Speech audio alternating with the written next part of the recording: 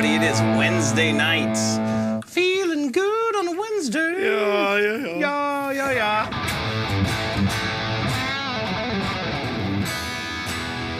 Yeah, it is Wednesday night, so it's time for Gear and Beer. I've been away for a while. This is I think the first time I've been here for probably like 4 weeks at least. Yeah, it's been a while. Yeah, it's been a minute. So do us all a favor, smash that like button for us. It's Luke and I. I was away at a festival and then had holidays for 2 weeks while you and Sam held down the fort for half of that. Yeah, and then everyone abandoned me last week, so couldn't do it. And then Sammy bailed on holidays this week, so. Yep. Now it's us. So, yeah. So smash that like button for us, and let's get things going a little bit here. How many of you guys saw the video that I did with Robert Baker talking about the Goodwood era of Gibson and the 90s Les Pauls?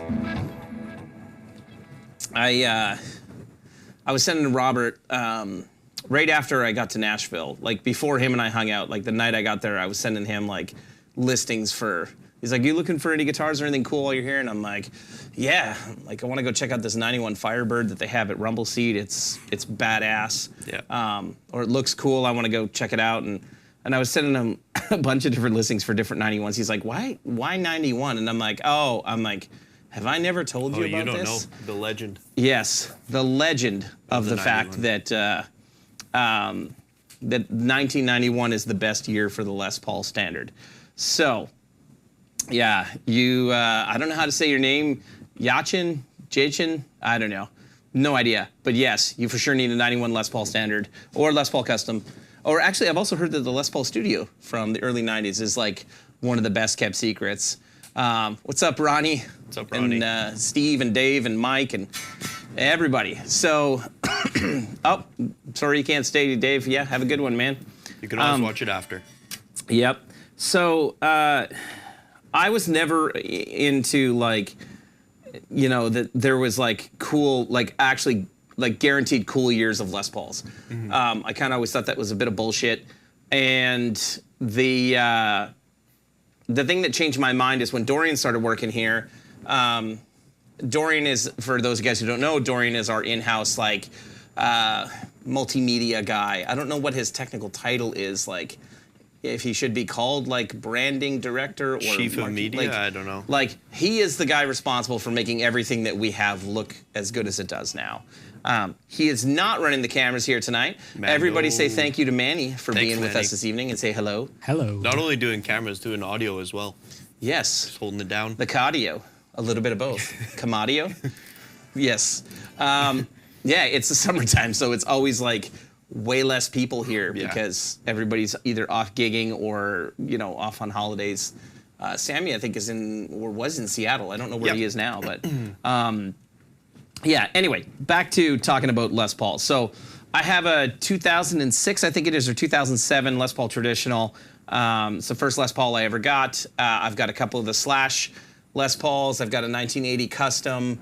I kind of was always like, even the like 58s and 59s, I mean, they're the most sought after and they're the holy grail, but they're not all great. When I was 18 years old, I grew up in a really small town about an hour from Winnipeg called Carmen, Manitoba. And we had a tiny music store where it was mostly, that we taught lessons there, and we had Ibanez guitars and Roland amplifiers, no Marshall or like anything like that. Mid-tier kind of. Well, no, not even mid-tier. No? Like pretty much very entry level. I guess back then, yeah. Yeah, so in 1998 or 99, I can't remember for sure, but one of those years, I think it was 1998, this old guy walks into the shop, and he's carrying a Gibson chainsaw case, and I'm like, oh, that's gonna be something cool. And he sets it down and says, hey, I want you to restring my guitar. And I'm like, okay. And he's like, and set it up. And this guy was in his 80s when he brought it in. So anyway, I set the case down, I open it up, and it's a 52 gold top Les Paul. From, like, 52 was the first year they made the Les Paul, had the trapeze bridge on it and everything. And I, like, open it up, look at it, like, close it, and I'm like, all right, well, obviously, you're gonna tell me a story now. And because, you know, like, what I didn't know much about old Les Pauls at the time. I'm like, what year is it? And he's like, I bought that guitar brand new in 1952. Wow. And I think he said he paid, it was either $250 or $400. I don't remember. But either way, in 1952, that was an insane amount of money for a guitar. And it had had a headstock break in the 70s that it was the best repair I'd ever seen. Like, it looked like a finish crack on the back of the headstock. It didn't even look like it had actually been broken and reset. And anyway, I got to, I set it up for him, and he left it with me for like over a month. And I kept like calling him every day. It was really cool. The guy's last name was Gibson, so I'd call him and be like, hello, Mr. Gibson, you know, just wanted to give you a reminder that your guitar is ready to go. And he's like, are you playing it? And I'm like, yep. He's like, you can hold on to it for a bit. And it was pretty evident that he couldn't play anymore. He had arthritis, and like his hands kind of shook. And I tried to buy it. He wouldn't sell it to me. And that was, 25 or more years ago now. So I'm sure he has probably passed on, and I don't know what has happened to the guitar. But anyway, like, really cool experience. The guitar played like absolute shit. Did not stay in tune, and the trapeze bridge was a big pain in the ass for me because I really like to, like, I palm mute, like, and my hand almost always rests on the bridge. So I had to change everything about how I played at the time to be able to play it and have it not be terrible. But still, cool as shit to be able to play guitar from the 50s like that for, any length of time. So, after that experience, I was never like, oh yeah, like 50s guitars, 60s guitars, like, like there was no, hey Anthony, there was no like guaranteed year that I was like, yeah, this is the year. And when Dorian started here, he was checking out my Les Pauls because he's a Les Paul and Marshall guy. And he's like, oh, you need a 91 Les Paul. And I was like, no, I don't. Like, I don't care about that at all. And he's like, oh yeah? And a couple days later, he brings in, and I'll actually show it to you guys. He brings in this guitar, and he hands it to me. And I'm pretty sure the first one he brought in was this one, which is his Tobacco Burst, which I should tune. So we'll see if it stays in tune once I tune it. I will note that Dorian seems to have changed all of the machine heads on his guitars to Grovers. Some Grovers, yeah. So either he did or who had them before him did. Yeah. I don't know who he gets his work done from. Yeah, Dorian has pick guards on some of his. These are both Dorians, actually. Yes. And there's no pick guard on this black one, which is... Let's hear it for Team No Pick Guard, everybody. Yeah. Come on, Luke. Let's hear it for Team No Pick Guard. No. Yeah. Dorian's it's the way it should be. Wouldn't happen to be mode, would it? No.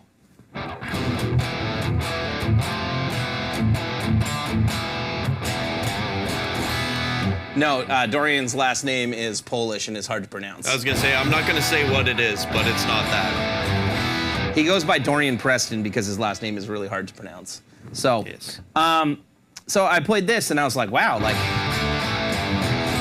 the neck on it is awesome. It doesn't feel quite like the 60s thinner necks, but it's like not way chunkier, but it's not quite the same. It's definitely not a 50s fat neck. Yeah, it's like a nice middle ground. Yeah, it's like super comfortable. Now, Dorian, I will say, uses probably like 9s, maybe 10s, like maybe 10s, nuts. And it's like. But yeah, I played this, and it sounds badass. And what I noticed was after playing it for like 10 minutes, it was still in tune. And that neck. So then Dorian started telling me about like, well, this 91 Les Paul, and yeah, you can hear the neck pickup.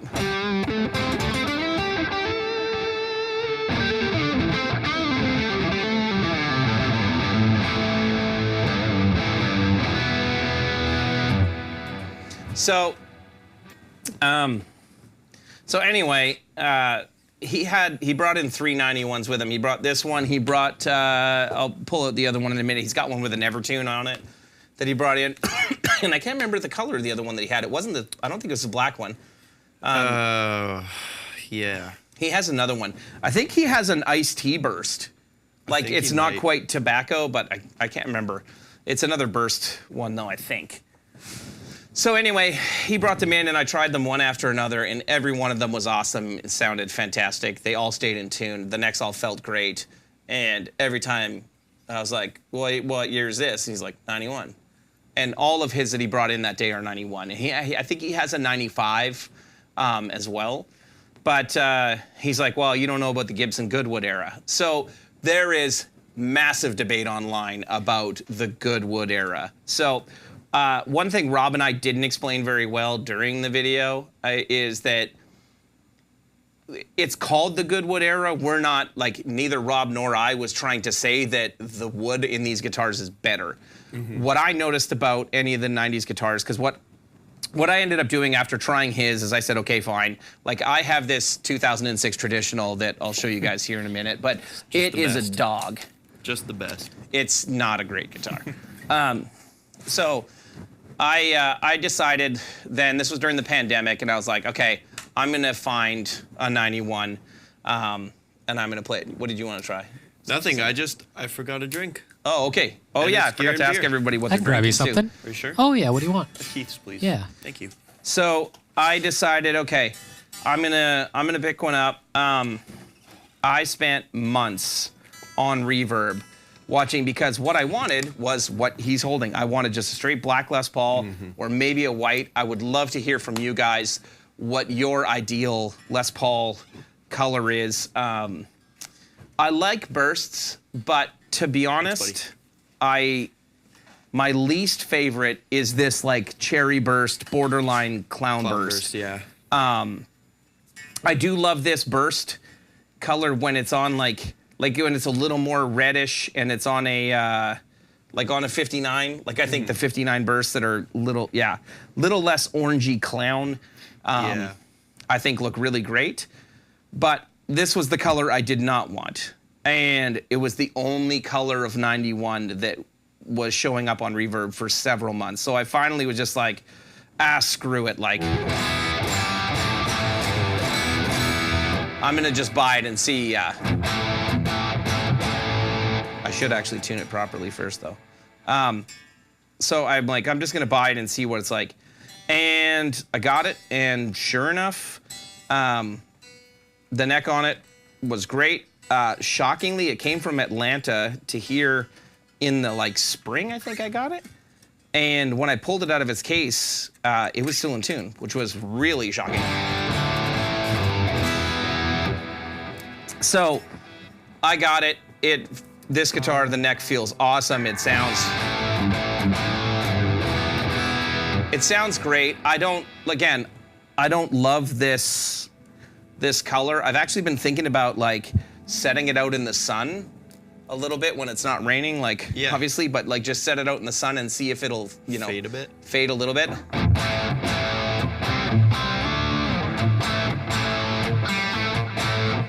But yeah, it sounds great. I'll turn that delay off. Sounds great, feels great, and I was like, okay, so well that's 4 for 4. Then he brought in his 93, and he has his custom, or he has more than one custom, I think, but his I think that black one is a custom as well. His black one is, and it's a 93 or 95.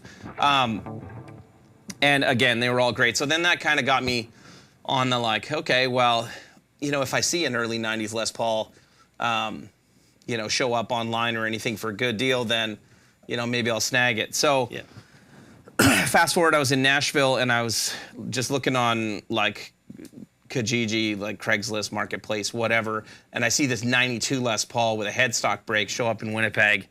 So I messaged you because you were house sitting, and I'm like, hey, can you go buy this guitar for me? There's some cash in this spot in my house. Go get it and go get the guitar and then ship it to me down in Nashville. And got the 92 down there, and the headstock repair job was just awful. It stayed in tune really well, but you could kind of feel it. Oh, you could feel it a lot. Like, So I got our good friend at EB Rooster Guitars, Dan Blom, to completely fix up the repair, refin the neck. It was great. So, and that's actually the guitar, the black one that's in the video with Rob and I. So that's kind of what started me down the path of like wanting these. I see Mr. JWJ is asking, what if it fades in an unappealing way? I don't know if there could be an unappealing compared to what it is. Yeah, that's what I was thinking. I was like, I don't think it could get any worse. Just sand it down and repaint it. Yeah, if it got way worse, I would just pay somebody to do a full refin on it. But I don't know. Like, I've seen a lot of them from like this era with this paint that have faded. And actually, to be honest, on camera, or at least on the TV screen that we're looking at right now, it looks way better on there than it does in person. Yeah. Like, you know what I mean? Like, it goes more red. Yeah, in person, it's like way more orangey. And, yeah, not quite as cool, so. But yeah, I mean, I'll probably also be super lazy about it and not actually put it out in the sun and do anything and just say, yeah, I'm going to do that, and then it'll sit here for forever. Or I'll put it out in the sun. Yeah. I was going to say Manny could do it. So yeah, I'd love to know how many of you guys on here are Les Paul guys. Like, I mean, I'm a every guitar kind of guy, but oh yeah, that's a good idea. Also, yeah, it is Gear and Beer. So what are you guys drinking? Manny was so kind to make us gin and tonic tonight. So cheers, everybody. Thanks for joining us on this lovely Wednesday evening in the summer. July 17th, 2024, 7:49 p.m. Thank you. How's it going, Richard? Yeah, so, yeah, Les Pauls, yay or nay. Also, obviously, we want to hear, you know, pickguards, yay or nay. I'm all obviously team no pickguard. Yeah. You have 5 Les Pauls? Nice, man. What years, what models? I mostly have standards, or I have 2 slashes, and then I've got one custom. Beautiful traditional as well. Yeah, the traditional is really gorgeous looking. It is. So you're a PRS modern Strat guy. Nice. I have a bunch of PRSs. There's just nothing that sounds like a Les Paul.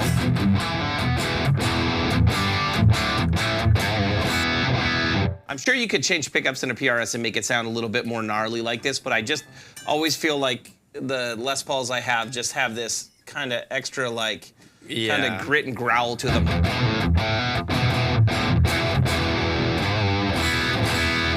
Am I the only one that thinks that sounds phasey? A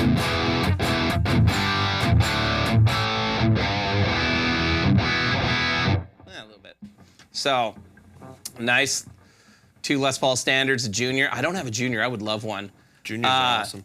Brent has a single cut Zemitis. Nice. The Zemitis stuff is awesome. Up to 7 Les Pauls. No pickguards on any of them. Nice.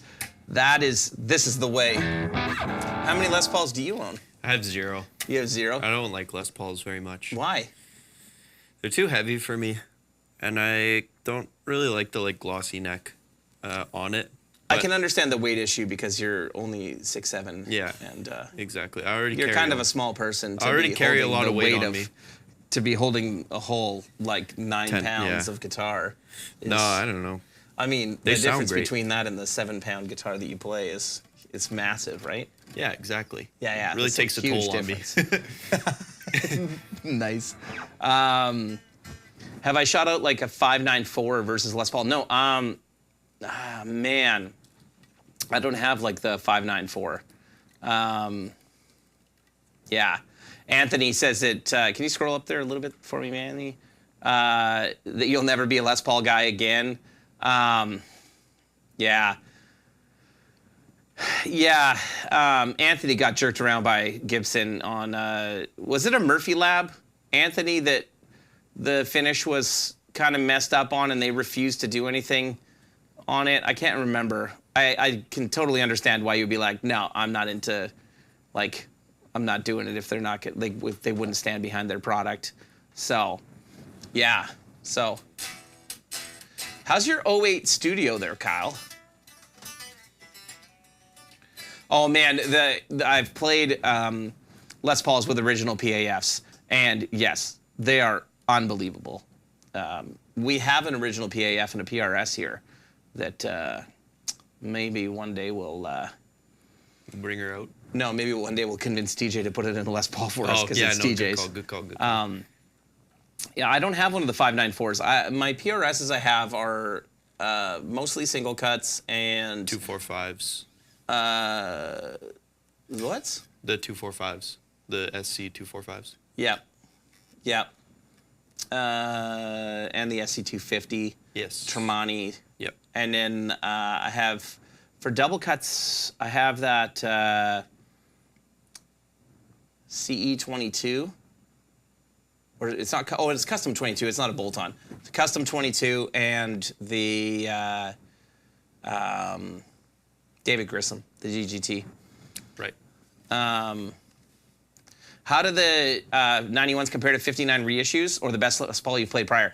They're very close. Let me back up. Huge difference in the fact that 59 reissues have a fat neck almost all the time. Like they have the 50s wide fat neck, and that's not my jam at all. Like I have the new Slash Appetite Burst that I got in 2020.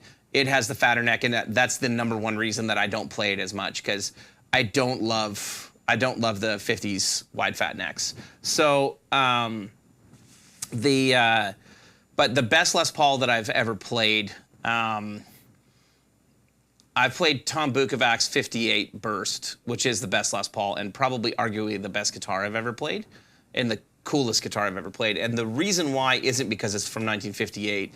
The reason why was it was the only guitar I've ever played where when we were playing through the Super Reverb that I have here, which is a really clean amp, like it was really, like you could play a note and clean, it would hold and sustain to a natural harmonic. Yeah.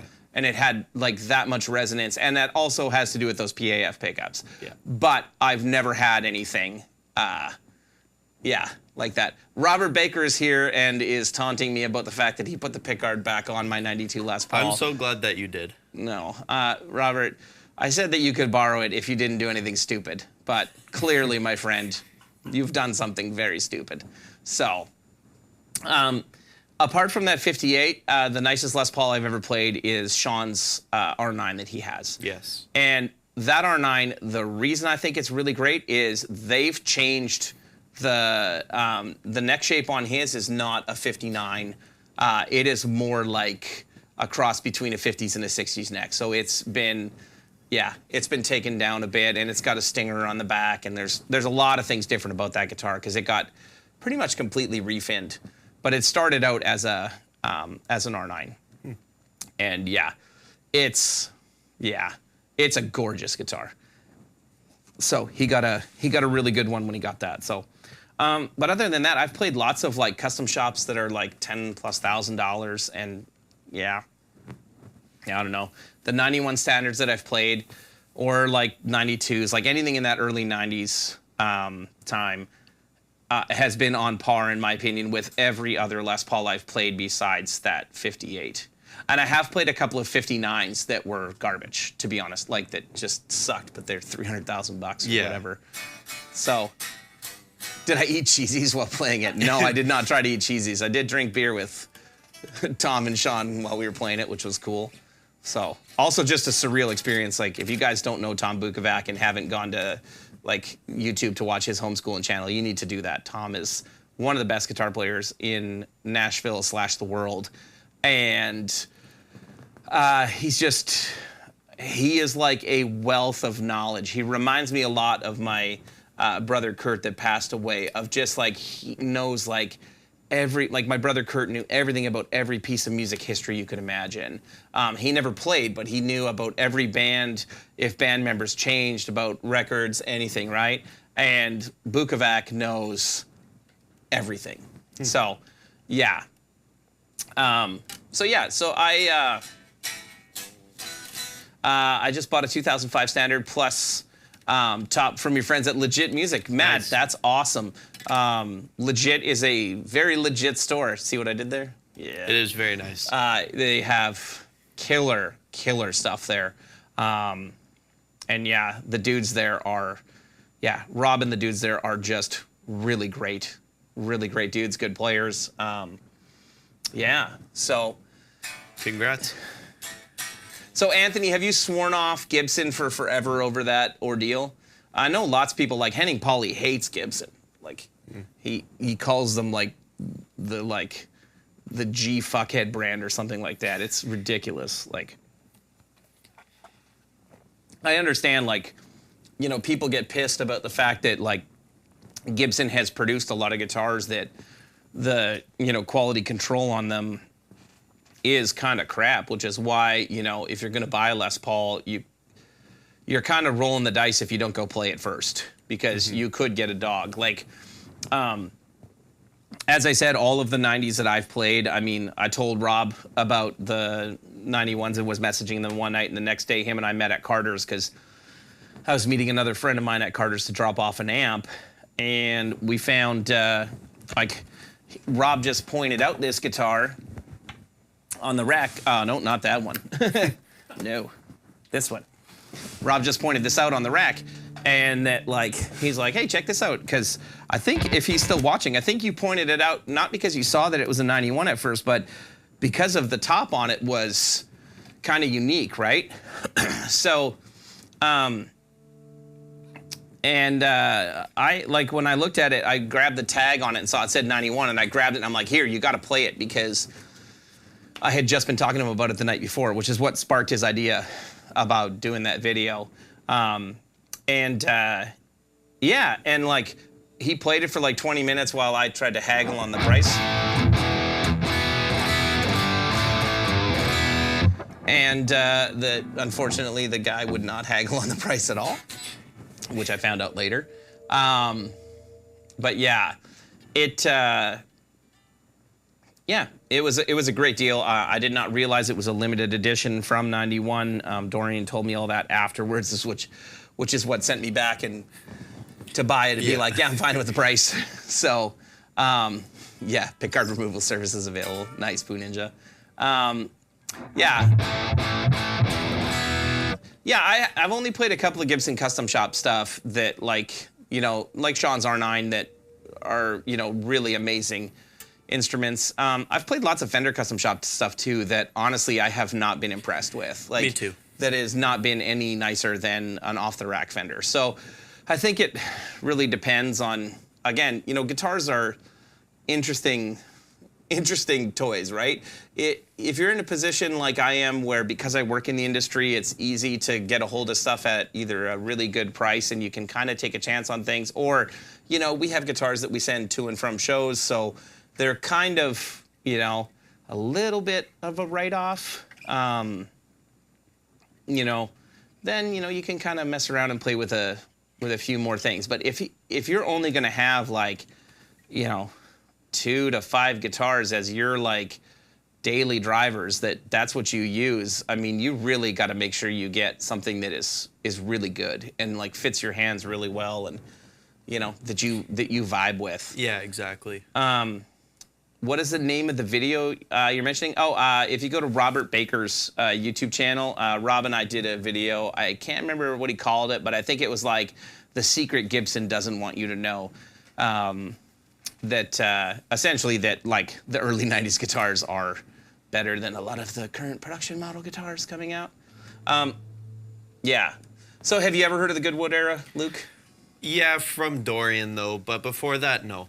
Okay. So I think we're all of us here are kind of in the same boat, where Dorian has revolutionized our thinking of Gibson Les Pauls. Yeah, like I've read up, not a ton about it, but like enough to see that like there is no firm like, oh yeah, this is exactly what happened and you can pinpoint what it was. I Yeah. think the number one thing that everybody seems to agree on is that because Gibson was up against PRS in the late 80s, early 90s pretty heavily, because PRS was producing nicer playing guitars with way nicer tops. I think that they had to up their QC game from, the Nolan era and try to kind of pull the Les Paul back. And I mean, obviously it was a huge help that Guns N' Roses rose to fame and Slash became, in my opinion, I think Slash is the most iconic Les Paul player in history. I know like Jimmy Page is another one, but to me, like when I see a Les Paul, I instantly see a top hat and think of Slash, especially if it's a gold top. If it's a gold top, that is like 100% what I see. So they kind of had to up their game because they weren't doing well from what I understand. Anthony, so I actually have that exact same kind of question. So Anthony says, did Goodwood apply to 335s and other builds, or is it Les Paul specifically?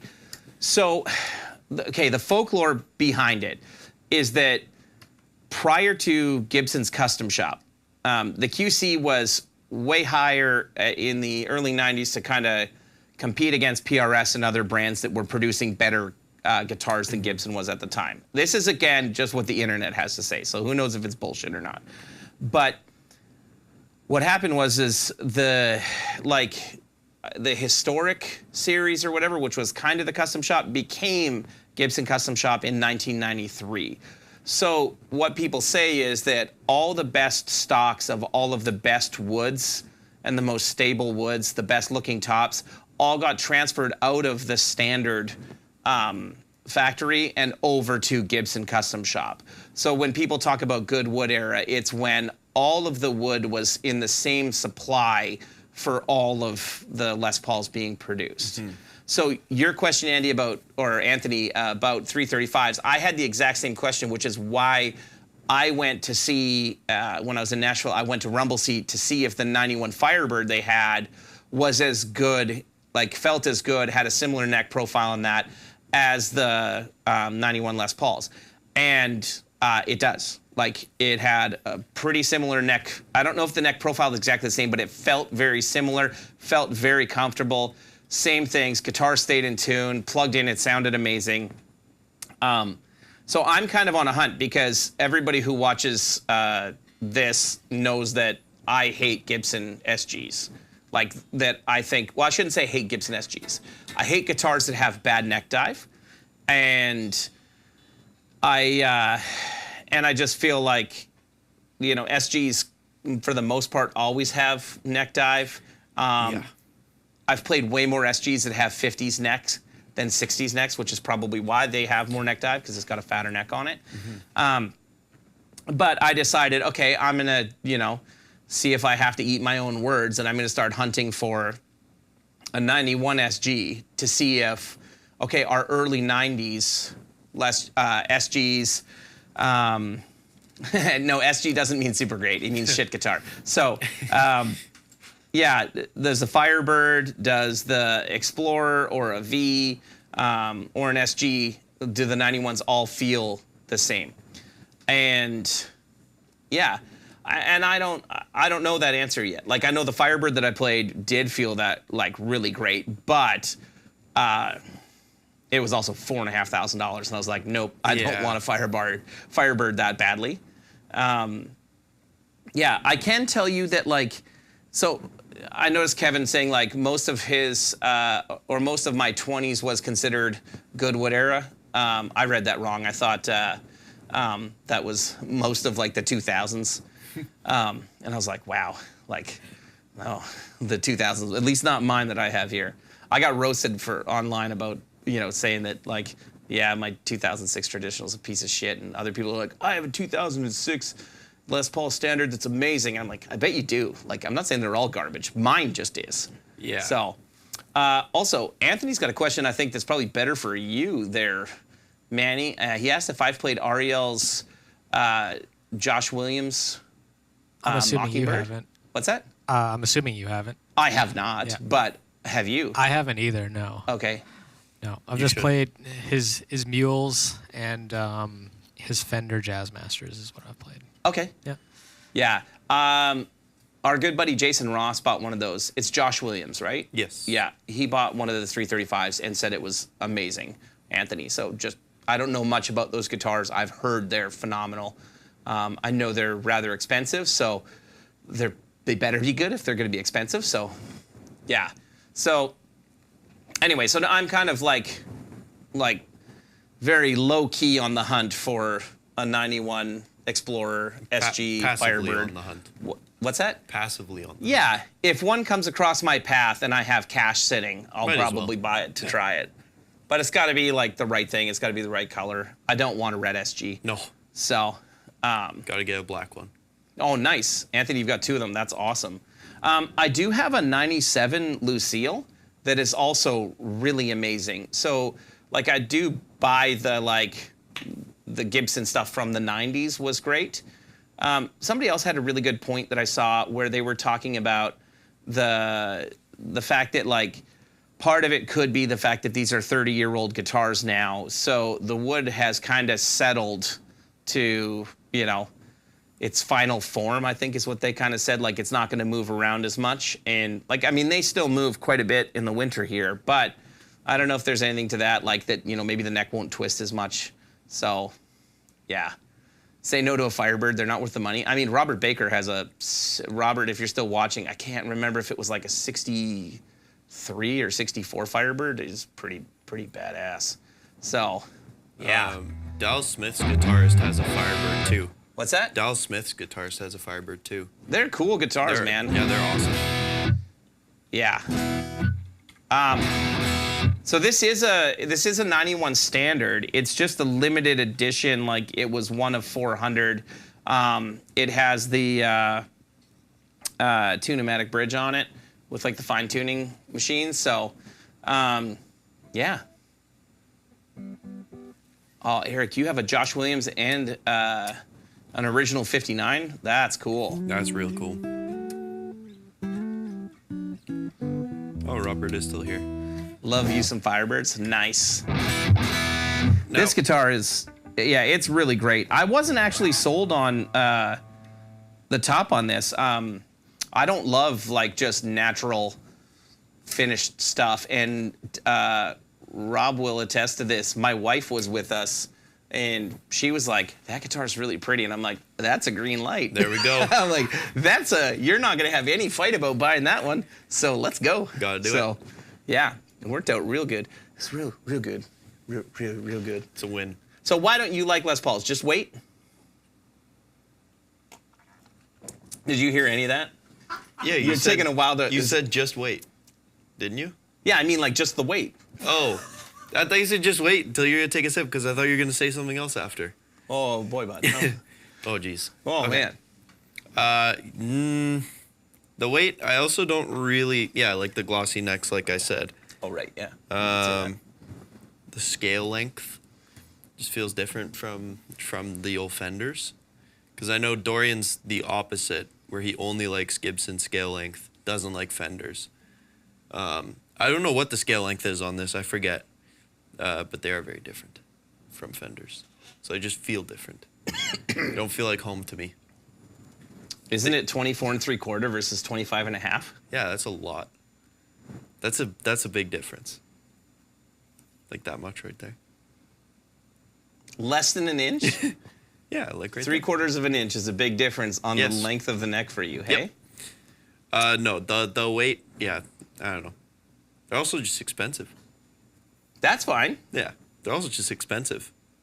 And, yeah, the tuning, although these ones do stay in tune very well, the 90s ones. 24 1/2. 24 1/2. Okay. And then I what's did, the Strat I did then? my research for this. Leo James Les Paul copy, Cherry Burst. Nice. Also, do us a favor again there and depress that like button for us, or caress it, or whatever you want to. And also tell us what you're drinking. I currently have a gin and tonic made by the wonderful Manuel. Manuel. We made them together. It's true. It was your idea, though. I just brought limes. I mean, yeah. Strat is 25 and a half. Okay. So it's 1 inch.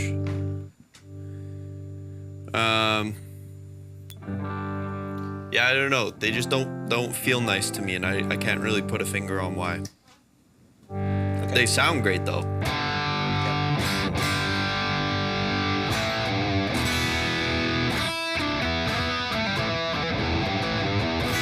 Yeah, I wouldn't say like I'm, like Dorian is through and through a Les Paul guy. Mm-hmm. I wouldn't say I'm a Les Paul guy or a Strat guy or a Telly guy. I kind of like a little bit of everything, and typically sound exactly like me through everything, so it doesn't really matter. I do like how, like.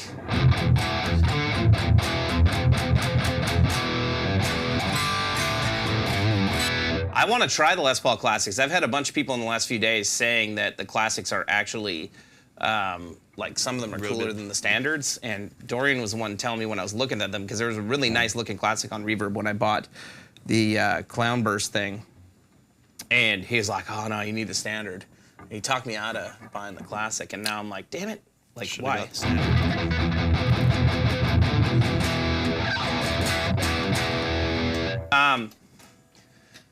Yeah, let me just see here. I don't know if it's in the same tuning, but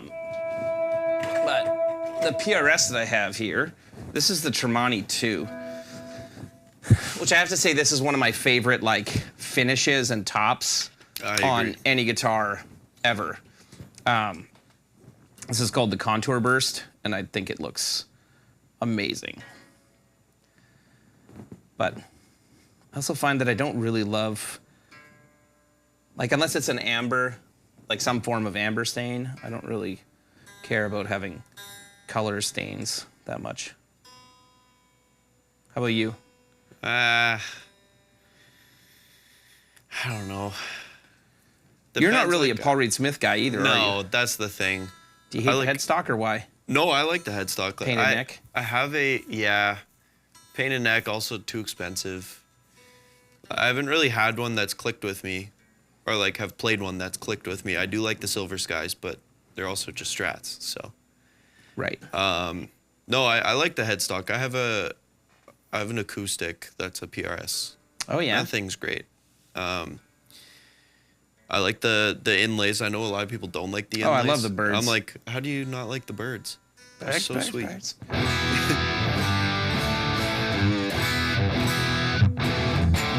What year's your Classic there, Half Driven?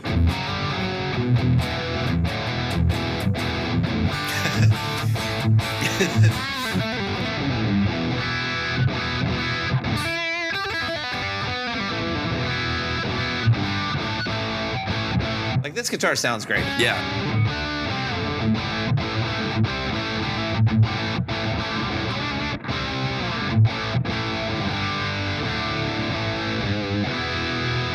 Okay. But when I compare that to this, which again, it's quite possibly just pickups, right? Mm-hmm. That are the 2013. Nope, it's got to be 90s.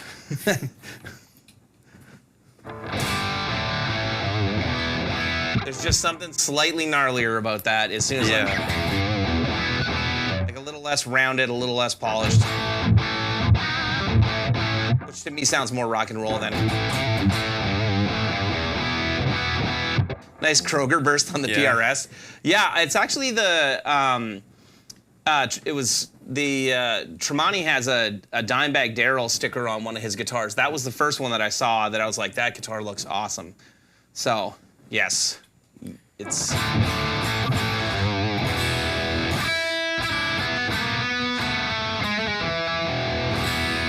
Anyway, so yeah, so this guitar's been great. I haven't even restrung it yet. It probably still has 10s on it, and I typically like 11s on Les Pauls, so. A little thicker. Yeah. Oh, the Tremonti seemed to cut better? That's interesting. Do you think so? Yeah. Yeah? Had a little more top end. Is there just more mid-range in this than you think? I don't know. I think the bottom end is kind of where it's might be a little bit beefier. Yeah, I'd like say. The Les Paul or the Les Paul. Okay. getting a little boomy. Maybe a little bit, but the PRS cuts like through the mix a little bit better. Yeah. Eric asks what guitars I do like because I've just been trashing every single guitar that we've talked about so far. I'm a through and through Fender guy. Like I just like any variation of a Strat or like a Jazzmaster or a Telecaster. That's just kind of where I am, what I grew up on. My dad likes Fenders, so that's what I've started to like. Do you like humbuckers though? Yes. Like, do you use humbuckers on your your Bluesman is an HSS? Yeah. I use my humbuckers pretty frequently.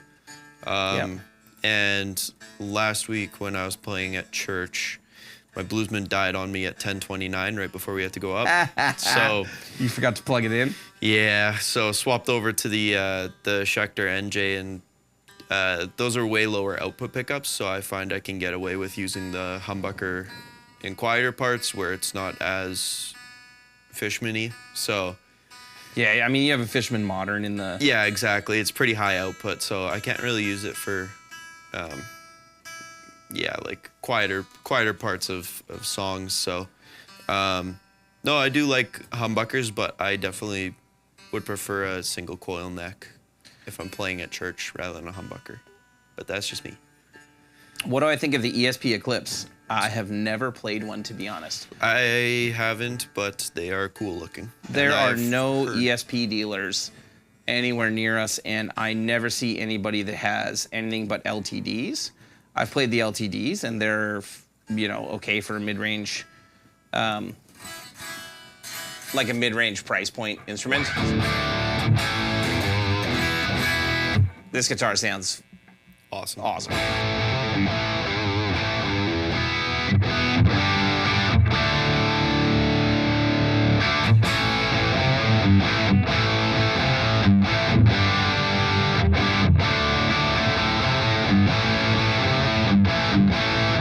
Yeah.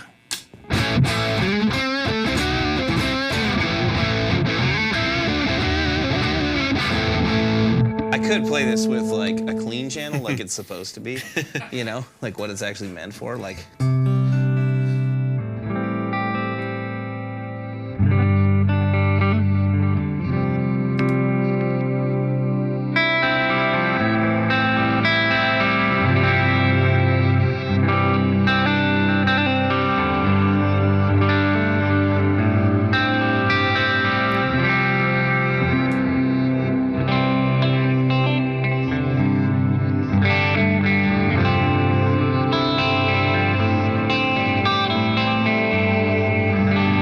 This guitar is phenomenal.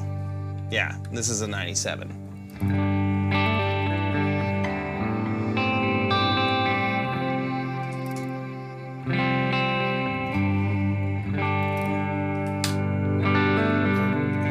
So this does have the the stereo thing, but I had it removed, all the stereo guts removed, so this doesn't actually do anything. It just spins. Just spins.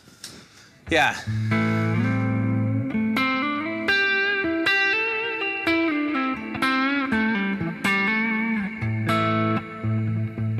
What amp is this? I'm playing the Generator 120 right now.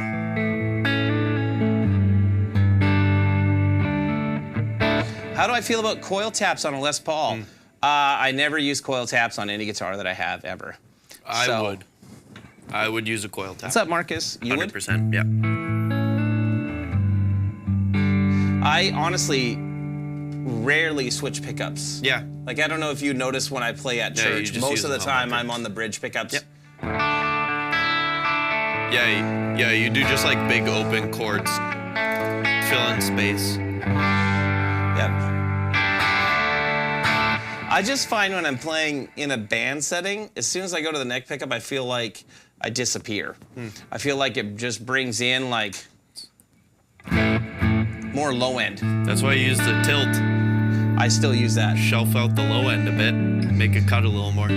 Or get Fishman neck pickup. Yep.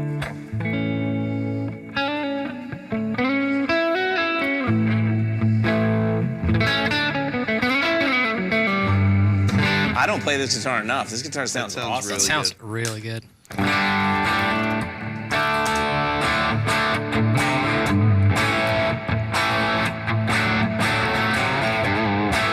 I also, here's a fun one. How many of you guys like 335s versus the Lucille? Like essentially F-holes or no F-holes? I think I like the F-holes better. I like the F-holes. Thank you, Manny. Sorry. No. This looks so nice The with like... It does. I'm not gonna Just lie. It does look nothing. nice. The guys that are hipsters, more hipsters, Yeah. are just right. I don't know if right, but that's our opinion. Which is right. You have a hollow buddy? You have a... I do. I have an Epiphone Dot. I don't use it ever, but I do have one in a sunburst. It's good. This has a wider neck than the... Like a little bit wider than... I don't know. Than the Les Pauls. It's hard to tell. But it does not have a 50s neck on it. It's nice. It's, I will say that is a nice neck. So you don't have a pick guard on there either. Yeah, you did take that one off. But the pick guard that's on the Lucille is absolutely just smashed. The one that I have? Yeah. Have you seen it? No, it's busted? Yeah. Let me go find it. Or at least it looks cracked. Because it's a tortoise pick guard. Oh, that's Steven. Steven. Oh. Yeah, Steven Arundel. Oh, yeah. He's got a gorgeous tobacco burst 335. I'm gonna steal it from him one day. And Steven's hands. Oh. Oh, his hands, yeah. Robert Baker never noticed that it didn't have F-holes until now. Yeah.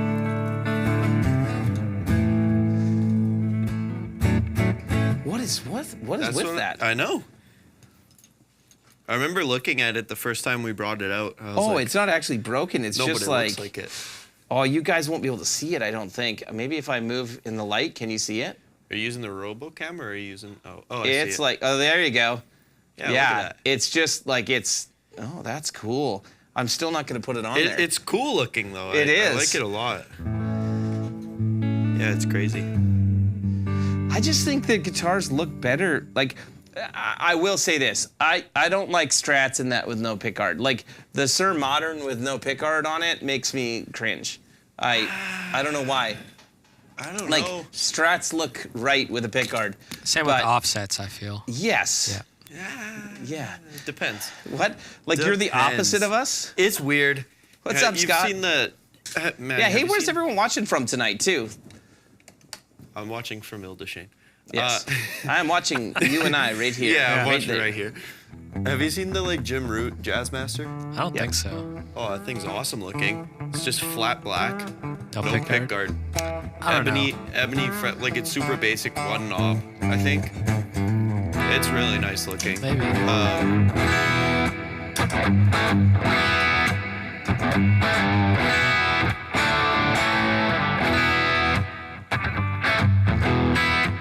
This guitar sounds awesome.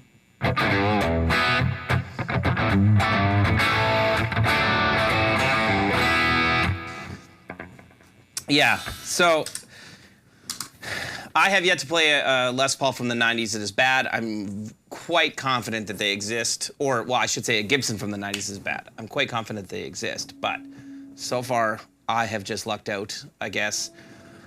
And this is 97, which is like at the tail end of what Dorian says is acceptable. Like, yeah. And I mean, Dorian will never be on here with us because he's afraid of being in front of a camera. He just always wants to be behind it. But, yeah, I trust his opinion about Les Pauls, for sure. You want some crunch channel? Okay, yeah, let me just figure out how to dial it in. That sounds pretty good.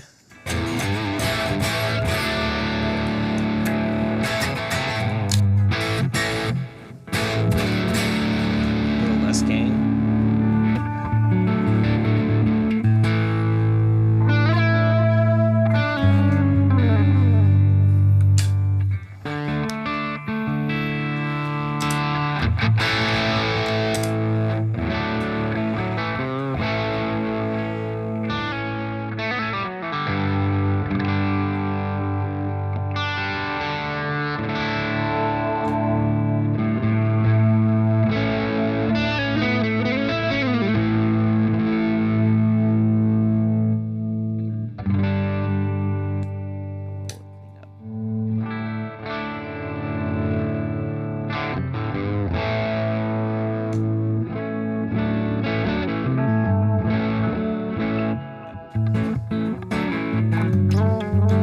play this guitar more. You should, yeah. Yeah. That'd be a good church guitar.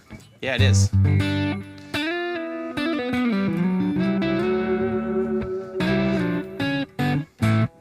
Yeah.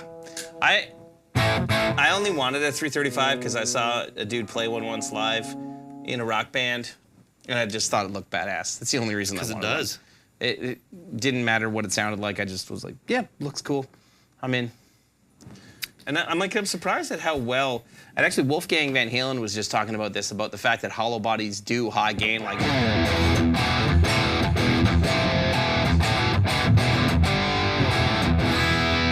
They do it well.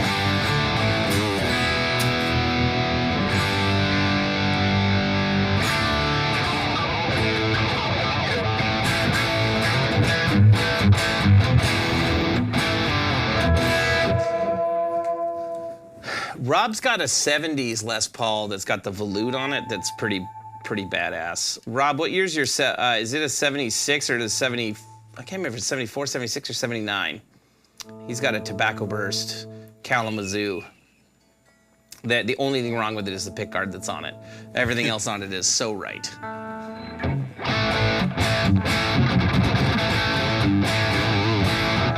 Yeah, I mean, I really dig this guitar, and I dig the White Falcon that I have. Oh, yeah. This one does sound a little bit like meaner, like you could do like.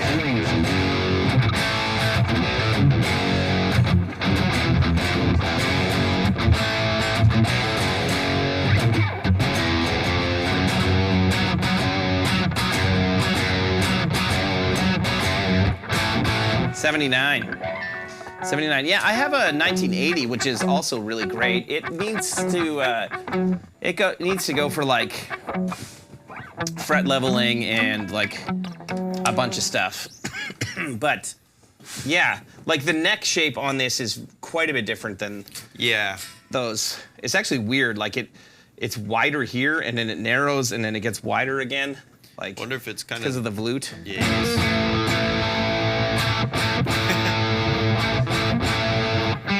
Wonder if any of that has anything to do with its tuning stability. Yeah. PRS Satin Vela. Okay, yeah. If only we had nice PRSs in Winnipeg for sale. They don't have a lot at Long and McQuaid. No. And I mean, nice PRSs are crazy expensive. Yes. Like, yeah. Yes. We'll try it someday. I'll try it someday. That Hollow 2 that I had, or what was it called? The S2 Hollow body? It was okay. I just didn't like the neck was a like 50s like wide fat neck, and it's not my favorite. Mm-hmm. Rage Against the Machine, just like BB played. You got it. I think he was a little more of a know your enemy kind of guy though. So like, you know, not as much Bulls on Parade.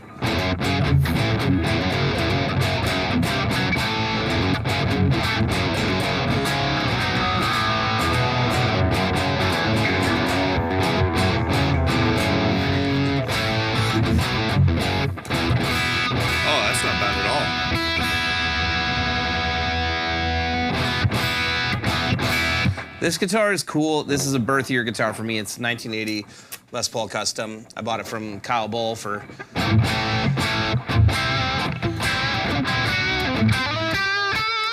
But it definitely needs a little bit of work.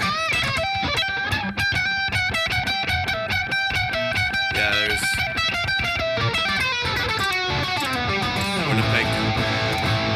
Winnipeg hockey fans, unfortunately. Winnipeg, yeah, of course. What else are we gonna do, man? Come on. Don't be silly. Don't be silly around here. What's up, Jeff? PRSs are nice. Yeah, they're not all nice. They're like everything. Yeah, they're not all nice. Let's talk about nice guitars. Here we go. Here we go. Traditional. So this, I bought this guitar brand new in 2006, 2007, somewhere around there. It's nice that it's stamped and we can't see it yeah, because of the light. it's really hard to read. It's, yeah, I'm pretty sure, or maybe I'm screwing up that year, but I don't think so. No, it's a 6. Oh, 06. Yeah. All right.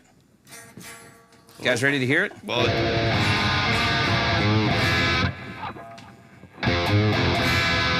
this was in tune when it went into its case. All right, let's tune it and let's see how long it'll stay in tune. Wow, it's up in F. This neck moves worse than any neck I have seen on a guitar, besides when I had the EB Rooster, that I had an EB Rooster that had no finish on the neck, and we learned very quickly that that does not work in Manitoba's climate. Yes. Play some Whitesnake. Rob, you know that I don't know songs, so that's not gonna work, my friend. So I have changed the nut on this more than once. I have changed the machine heads. We have changed the bridge on it. Yeah, I have had 3 different luthiers try to fix this at some point. The guitar looks unbelievable. There is one Les Paul style guitar you have that shall remain nameless. What Les Paul style guitar do I have that is worse? Oh. Are you talking about my Bluesman? Yeah, that's what I My was just Bluesman thinking Les of. Paul? It's actually better than this Les Paul It by is. a mile. I like the Bluesman one a lot, actually. It used to not stay in tune worth a No. crap. It was real bad. It's actually, like, if there is an argument for, like, guitars settling in, that guitar is it. Okay.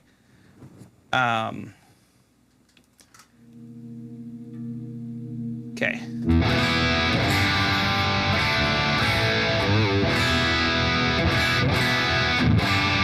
There you go. That's crazy. I just tuned it. And how many times did you go over? Just once? Like tuning all the strings? I've gone over it twice. That's crazy. And I don't know what the ratio is on these machine heads, but it's like the highest ratio that you can get so that it slips the least. This thing is just... It's just...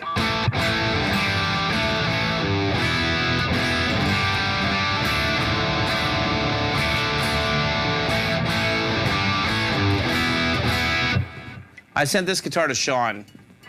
It literally does not have a nick or a scratch in the top. It is, he put the pickguard back on it, not me. And I had it for a while too. You had this one? Yep. So let's see how fast this thing goes out of tune.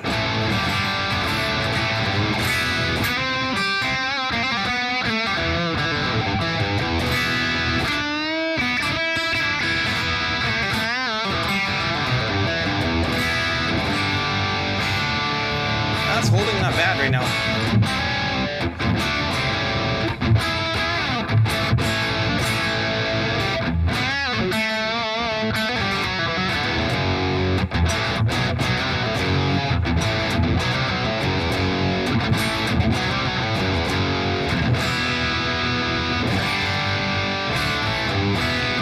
Oh, it's really good. Anyone want to buy it? Like, it's holding real nice. I've replaced the nut twice.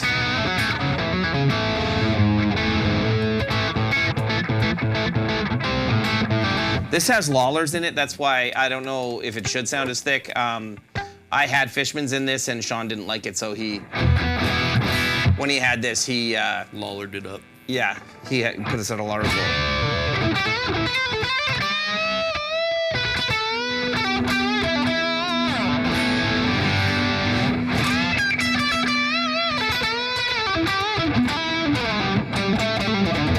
I will say what I do like about the neck is I have had it refinished so that it's not. I It's will not say lacquered? the neck feels really nice on that thing. I'm a big fan.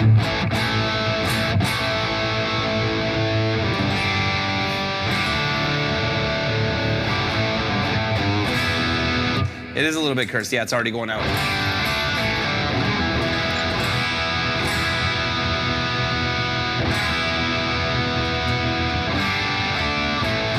I agree, Mark. It's probably the pickguard that knocks it out. This one has 11s on it.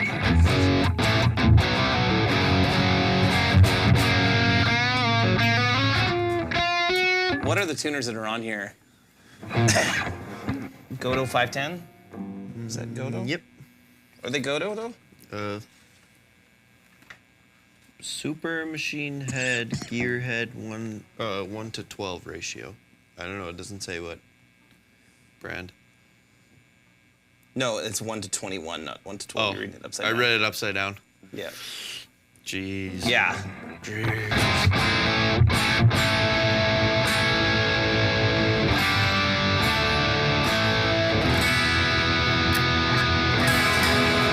you want to listen to that chord all night?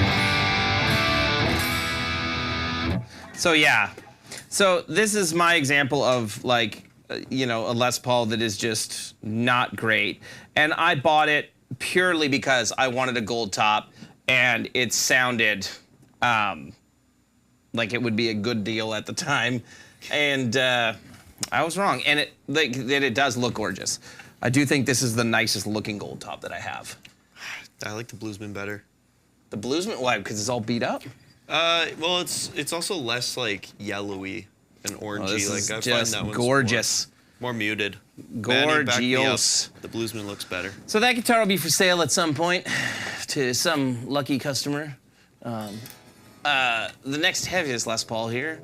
Let's talk about Dorian's. This is a standard. Standard, yeah. That looks a little bit murdered out just because it's got an Evertune in it. So this thing is not in standard, is it?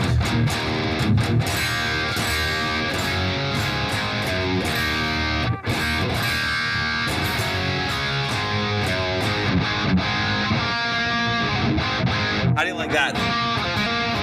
Yeah, I picked it up and I was like, do you have it set for the bending? And he was like, no.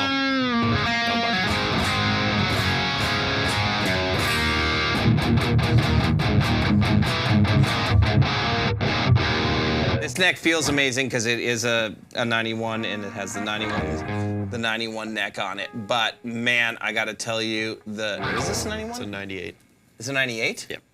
Oh. Isn't that what Dorian said? 96, 98? 96, Yeah. I think. Yeah, it looks like that. No, sorry, 98, yeah. It is 98, no, you're correct. Dorian has all his guitars, I think they're set up with 9s. Yes.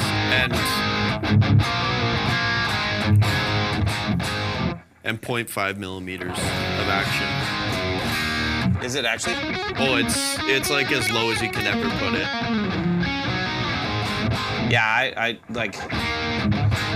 I don't think I could play this, but Sam's used this guitar a lot for tracking.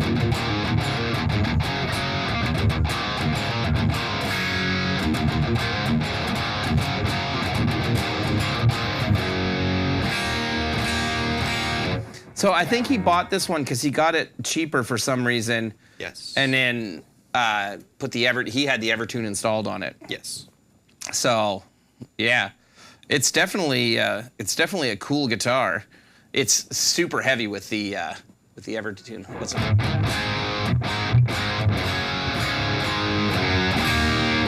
What's the consensus on price point on selling used guitars? Which bracket seems to go easy and what bracket seems to stagnate? Man, yeah, it depends what you're selling. I would say the mid-range right now is the thing that is like sitting, like, and by mid-range I mean like anything under like $2,500, like from 1,000 up to 2,500 is like just kind of sitting right now. I'm not sure what it is. Like I see like used guitars are not selling really well on like Reverb and stuff like that. Like you see a lot of the same listings for, you know, weeks on end. I don't think I have any listed for sale right now, so I haven't had anything where I'm like, oh, this isn't moving. Yeah. But I know people that are trying to sell stuff that it's just not going anywhere.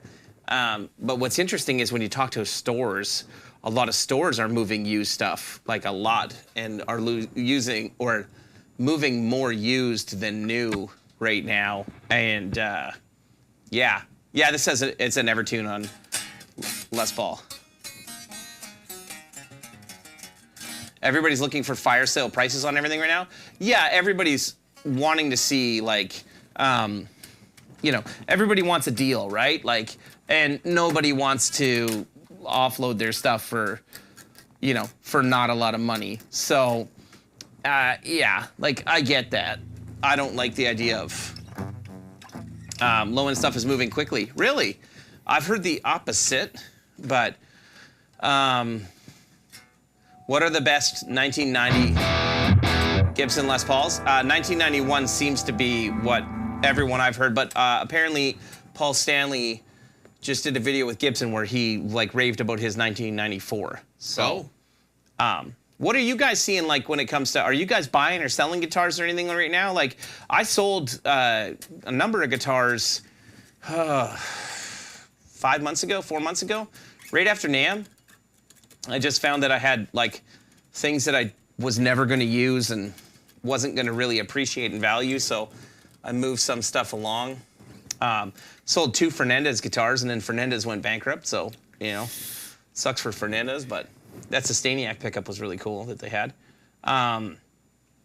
Yeah, are you guys buying stuff, you know, or just sitting on what you've got and just playing what you've got? Like, you know, I'm not really buying anything because I've gotten to the point where I think I kind of have almost matching outfit, boys.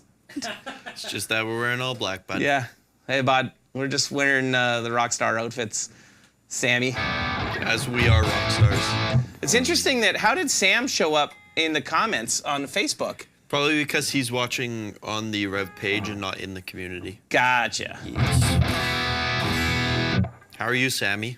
Can't wait to see you. We all miss you very much, and we all say how much we miss you all the time. Manny especially. Thank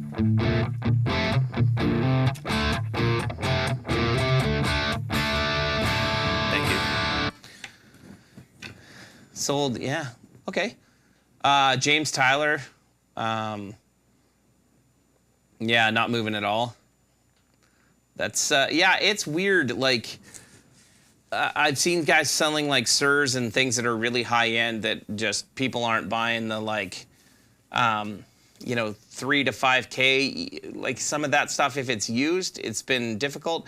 I really had no problem. Like all the guitars that I listed sold, like that PRS S2 took the longest time to sell, but everything sold in like Real quick. really like a month, Yeah. maybe.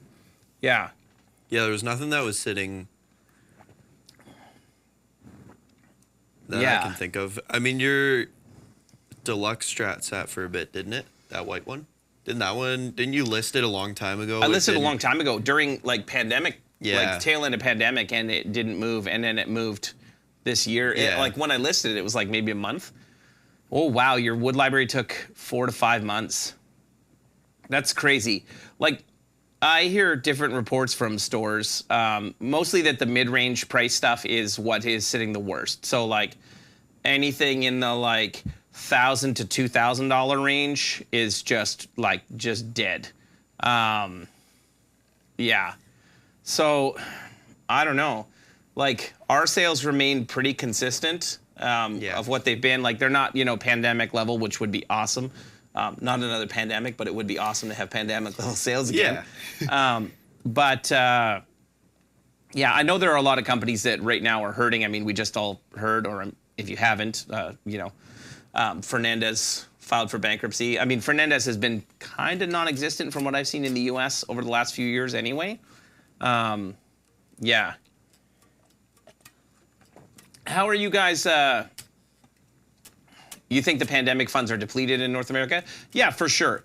I mean, I don't know how many people spent their pandemic checks on gear. I'm sure that there are people who did. I mean, no one that I knew spent it on gear. Everyone I knew who got any sort of money. And I mean, Canada was a little bit different. Like, we didn't get like the, you know, one-time $1,300 per person payments or whatever that you guys were getting in the U.S.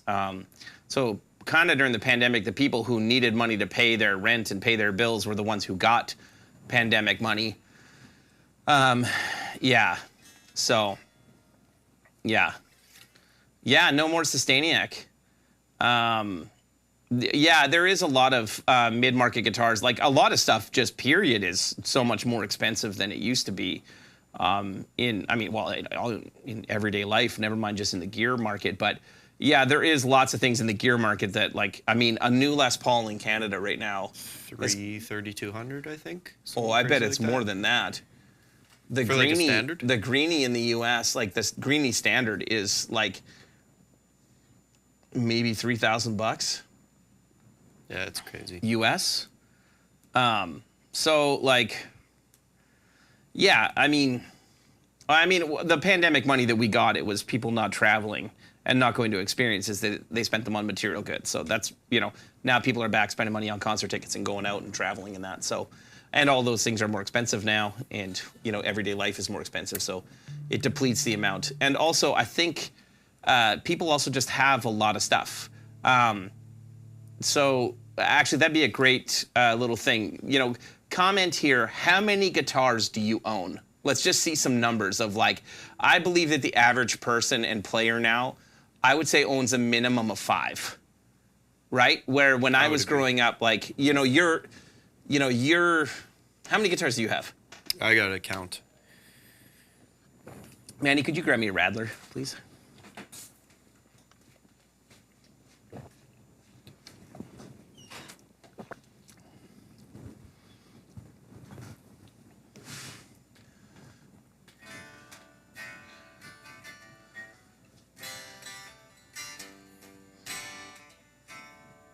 I can count 8 right now.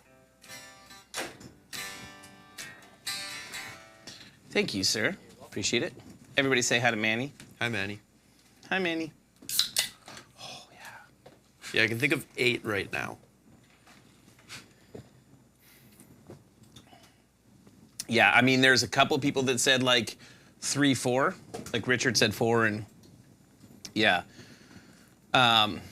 Big Hard Books and Classics said 3, but everybody else, Gordon's got 3. Hey, Sean. BB's got 2. Hey, what's going on, Sean? Yeah, Sean, they should all have their pickguard. Well, not all of them, actually. Only your Les Paul should have the pickguards removed. And especially your R9. Your R9 has that gorgeous quilt top that you're covering up with that piece of plastic. No, I like it. Oh. 15-ish. Yeah. Here's the thing. When I was your age, you had most guitar players, I was kind of like the average guitar player. Mm-hmm. I was where you are, right? Mm-hmm. I had 3. Yeah. Maybe, you're 21. When I was 18, I had 3. By the time I was your age, I had 4. And I had an acoustic, I had my starter electric that I started with, and then I had 2 gigging electrics. And that's it. And I think the majority of guitar players now are between 5 and 10. So yeah. I also have this suspicion that I feel like there is a movement of people kind of moving away from having a lot and going kind of like what I did, where I was like, okay, we're running out of room where we store all the cases and everything. And the racks out here are always full. And even right before the stream, we were like, oh, hey, I want to grab this one. Oh, everything's full up. So, and you realize oh, you know what? I don't need this, and I don't need this, and I don't need this. So I'm going to just get rid of them, right? So, yeah. Pierre's saying Les Paul's 4,000 plus tax. Yep. That's crazy. So I think there are more people that are you know what, I'm going to get rid of some stuff. And I decided I was going to get rid of a number of things, a number of guitars, and be okay, I'm going to buy the 1980 custom. I want a birthier guitar, but I want I don't want a standard, I want a higher end one. Mm-hmm. So let me get rid of a few things and buy one nicer guitar, because I don't know how many I have at this point, but I'm sure it's near 50.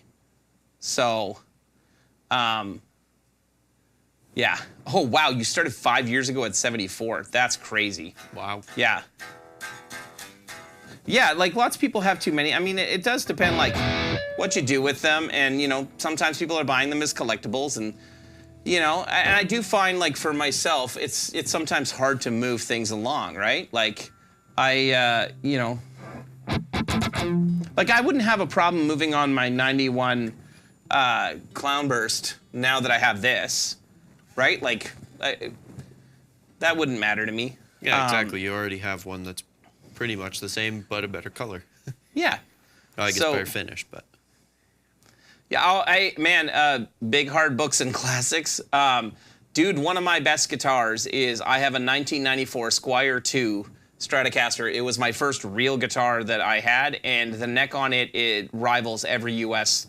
Stratocaster I have ever played, including the ones that I own. So, Yeah, I mean, I'm with Anthony too. Like, I do love guitars. To me, they're kind of like pieces of art, and I feel like most of the stuff that I buy at this point in my life, I don't get things that I'm gonna lose money on if I have to get rid of it, or if I want to get rid of it. So, yeah. So I don't know. I mean, it's a fun thing to get a new guitar or a new toy and play with it, and and like, yeah, I've moved some of ours along to people here. Like Manny has I bought an iconic Jazzmaster, or like an offset or whatever you want to call it, but an iconic Jazzmaster from Sean. Man, years ago I bought that guitar. I don't think I played it more than twice. And then It's one of my main guitars right now. I was going to say it was one of my favorites that you had. Yep. And the only reason I didn't like it is because it has a fat neck.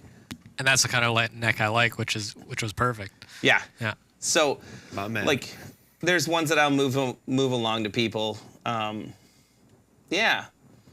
I don't know. But like then I find something like that, the John Mark guitar when I was in South Dakota, and I'm like, this guitar is cool. It looks a little bit like a Gallagher, right? Like it's got that kind of vibe. Also reminds me a little bit of Veritas with some of the things, but like cool build, and like the dude who runs it's a cool dude that's running a small music store in Bismarck, North Dakota. So, it wasn't expensive. The gold foils in it sound great. So, so you end up picking up stuff along the way. One in, one out is your rule. It's not a bad rule. Yeah, I don't really have a rule like that. I have more guitars that have been coming in lately. Like more of the stuff that I've got in the last 5 years are from builders that are friends of mine. So Yeah. I really don't like moving those guitars along to anyone else unless it's like somebody who works here that really vibes with something. And I'm like, with the Bluesman where I was like, hey, you know what? Like, you want a Strat, an HSS Strat, and hey, I made a deal with you that when you were good enough. Well, you were supposed to be better than me before you got one of my guitars, but I We was haven't like, gotten there yet. I was like, you can have this, and then you're not going to take one of my guitars that I love later. Yeah. So, but had I known that my Wolfgang was always safe, I wouldn't have worried about it. Oh, I would. Yeah. So, I was going to buy a high-end electric, but then I decided to use the money to buy a very good acoustic and a loud box micro. Way better idea for me and my uses. Curtis, that's cool. You know what? I spent the last 2 weeks at the lake, and I didn't have a guitar with me, and there were several times that I was like, man, I wish I had a guitar here. And there's zero reason why I don't have a guitar sitting out there. Mm-hmm. It's not like I, don't have enough that I could just leave one there.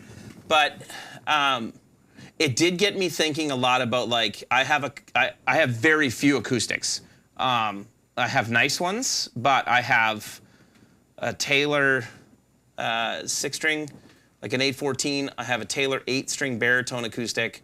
I have a Taylor 12-string, and then I have the original Yamaha APX 6-string that was the first acoustic that I got in the 90s. But I have no other acoustics. And I can count on one hand how many times I've played acoustic guitar in the last 10 years. And I just never play it. And while I was on holidays, I was like, man, I should have brought my Taylor and left it up here. Yeah. And had a guitar just to mess around on. But that's another great question for everybody watching. Like, how many of you play more acoustic than you do electric? Man, he's like, nope. I don't even have an acoustic. Oh, you don't? I have a resonator, but that's it. Really? Oh, cool. I don't have a would've thought you resonator. had an acoustic. I have a banjo. Okay. I don't know how to play it. Yeah, fair enough. I only bought it because a buddy of mine was moving to Germany and decided to sell it cheap, and I'm like, all right, I'll take it. Yeah, fair enough. I want a banjo. Yeah. Sean and I were playing them when we were in Ontario a couple of years ago, messing with a banjo at Lionel Quaid, and it was a ton of fun. Nice. Ganjo. Buy a Hummingbird, and you'll play it every day. I've been wanting to get if I get an acoustic, I want to get a Martin, like a D28 or. I was going to say a D28. Yeah. I've never owned an acoustic. Hey, what's up, Greg? More electric by far. Robert. Baker, do you have an acoustic? Oh, yes, you do. Well, your wife does.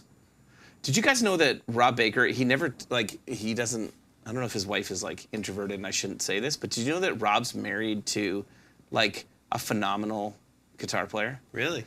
And I'm pretty sure she plays, like, either acoustic or, like, fingerstyle. That's cool. Yeah.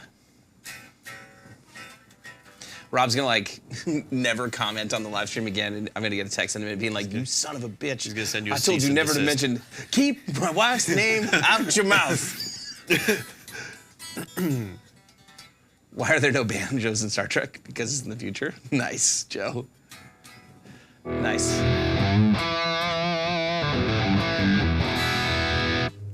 I've never lucked out with like custom shop instruments unless they're like custom from friends of mine. You know what I mean? Jeff, yeah, I will talk to you when I want a Martin. Yeah. Right now, this is it right here. No, I'm not there yet. I'm gonna probably play my Taylor a bit and like find out like will I actually use it, but I do like Taylor's a lot. I do feel like if I was gonna have a guitar that I was gonna play when I'm at the lake, I would rather have a Dreadnought than like I don't know what you call the 814 like The concert, I think is what it is. Whatever. Like the single cut thing. Yeah.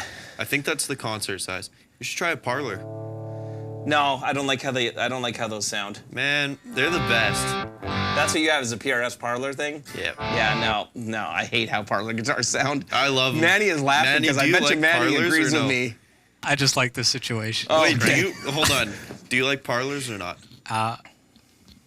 If Joey Landreth is playing it, I'm sure it sounds great, What- or Ariel, but Manny, did you just say you don't like Parlors?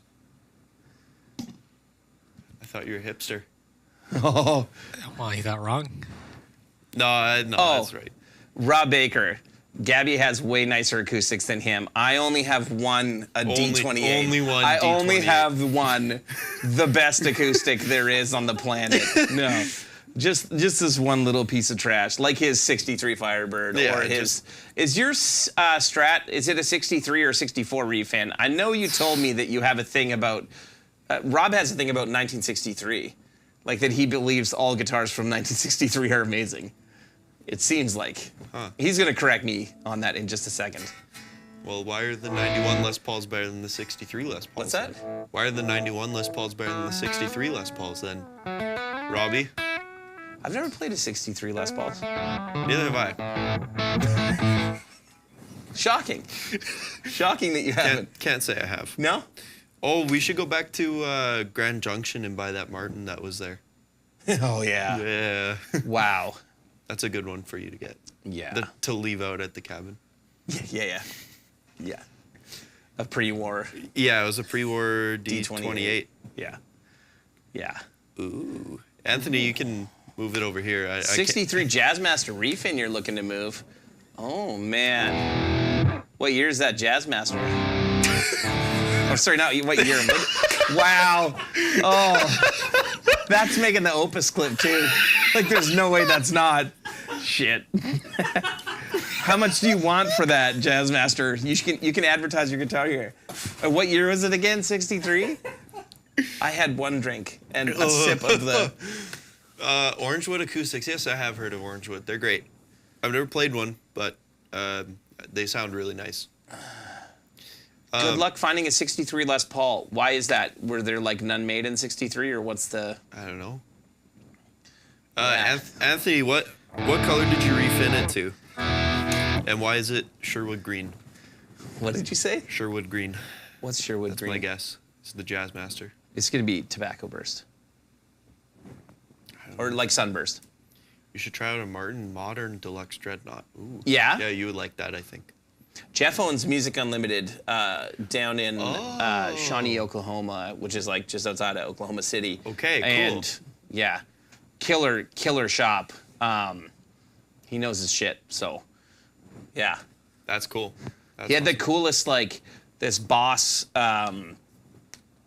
like, multi-effect unit that looked like a CD player from the 90s. Oh, yeah, you were telling us about that yeah. on the stream.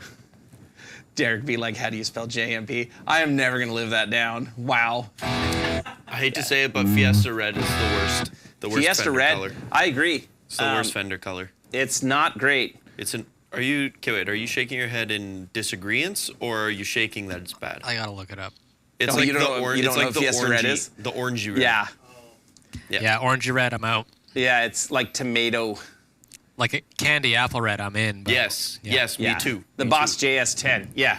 That's cool. It's a cool, very cool unit. Oh yeah. Their Les Pauls didn't exist from 63. Yeah. That's when the Les 67. Paul was the Les Paul, but it was an SG. Like it was still called the Les. Robert, please correct. Somebody please correct Luke and say that they didn't build any in that year. No, they didn't build any from the first little part of the SGs, and they called it the Les Paul, I think. Antigua Burst is awesome. I don't know what you're talking about. I love Antigua Burst. Oh yeah, it looks like tomato soup. That's yeah. Yeah, it does. Fiesta Red. I remember I was in Boston with Tyler Morris and his dad, and we were going to like a jam night thing, and Tyler's dad brought a 62 Fiesta Red Strat with him to this jam session, and like this blues jam thing. And he told me he handed me the case. He's like, hey, he's like, here. He's like, just careful with that. It's a 62 Strat. And I'm like, oh shit. Great. And then he pulled it out, and I was like, but it's Fiesta Red. Like, Yeah.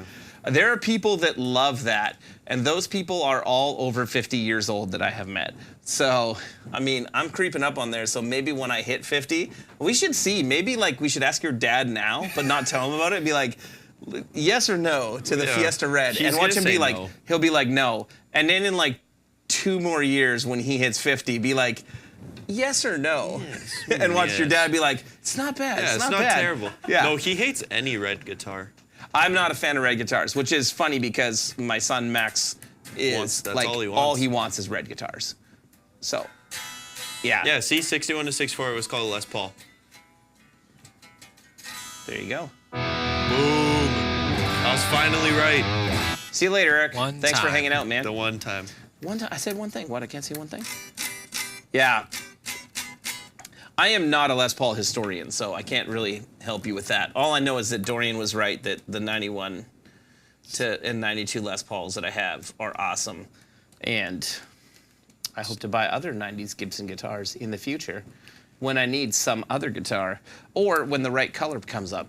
What's your guys' favorite color for a Les Paul? Manny? Black. Gold top. Okay. Gold top, I'm going with. I'll accept both answers. Gold top with P90, so. Ooh, I like that. You know what? You lost me there. That's okay. I like the sound of P90s. Yeah. But I think it looks better with standard pickups. I'm I still have going- purposely not bought Les Pauls that have P90s because I think they look goofy. That's fair. I'm going to stick with my answer, though. You can. Yeah. It's all right for you to be wrong. Yep. Luke? Silver Burst.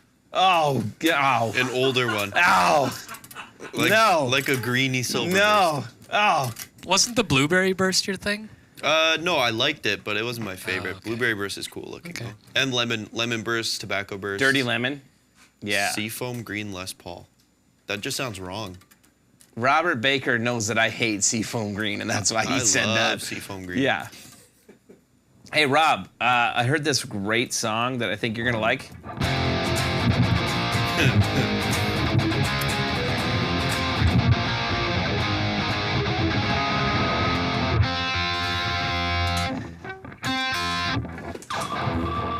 Rob loves Nirvana. It's his favorite band on the planet.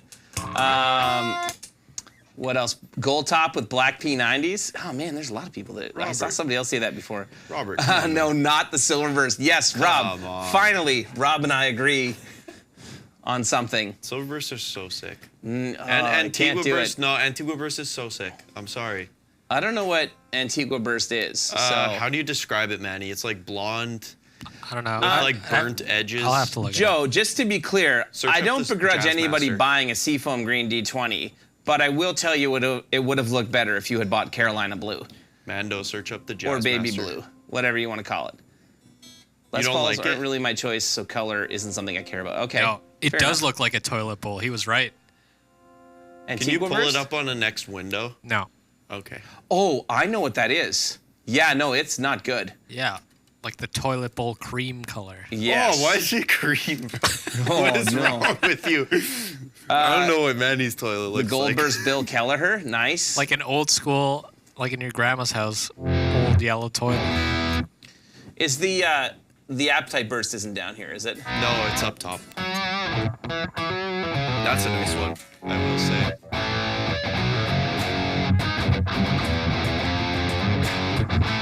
I've been like pretty partial to Alpine White too. I'd like to get an Alpine White Les Paul, but a lot of them fade to yellow pretty badly. It's cool looking So, though. yeah, Okay. no, So Greg, you are after- correct. Luke is, yeah, it's pretty bad. Are you guys solid colors versus stains? Like, yeah. I'm a solid. I'm a nitro fan. Nitro cellulose. Nitro Circus. Manny nodded his head, so he actually You have the book, The Beauty of the Burst. Nice. agreed with me. You like solid color more than, Nitro. Yeah, I think so. yeah? Nitro or lacquer? Nitro. Yeah. What's the difference? So if you take, do you have any nitro guitars here? Somebody school me on this and hit the So- like button while you're doing it. Nitro, like cracks over time, a lot easier. Like your Bluesmans will be nitro. Yeah, yeah. The iconic is nitro. The iconic Yeah. is nitro. It's kind of like most nitro finishes that builders do is like a satin-ish. So the dulls out. Yeah. Okay. It just cracks easier and chips away easier. It looks nice. Okay. I don't care about that. So, You don't care if it's satin or gloss? on the, yeah, no, I don't want satin. On the front, you like gloss better? Yeah, absolutely. Satin looks cheap to Interesting. me. I want a satin neck so that my neck hands slide nice. I'm just batting 1,000 tonight, On guys, fire right now. with words coming out of my face hole. No, I want a satin neck, but no, absolutely. I always feel like bodies. I also feel like because of where your arm goes with satin guitar, if you play a lot, it wears the satin off and it becomes like kind of glossy, kind of like when you try to use the Novus to clean the Yeah. the acrylics that we use, that Yeah. like it can turn it gloss and sucks. Oh, yeah. So rainbow iridescent swirl like on those Vola guitars. Also, lacquer is significantly thicker. Okay. Like the clear coat. Yep. Solid color, Black Beauty is the best for you. Okay. Like I'm kind of torn. I feel like a gold top Les Paul is one of the most iconic. Like I agree with you. A gold top Les Paul is one of the most iconic looking guitars and one of the coolest looking guitars on the planet. But I love like amber stains, like anything that's, you know, when it's yellow and when the light hits it a certain way, it goes to orange. I think those are some of the nicest looking finishes ever. Like that Appetite Burst Les Paul I have is gorgeous, in my opinion. Let's see if Derek knows how to use a screwdriver. If I had a guitar of mine here that had a pickguard on it that needed it removed, we could do that. I could not figure out how to use a screwdriver at Rob Baker's house. So it was one of them American screwdrivers, fandangled things. Yeah.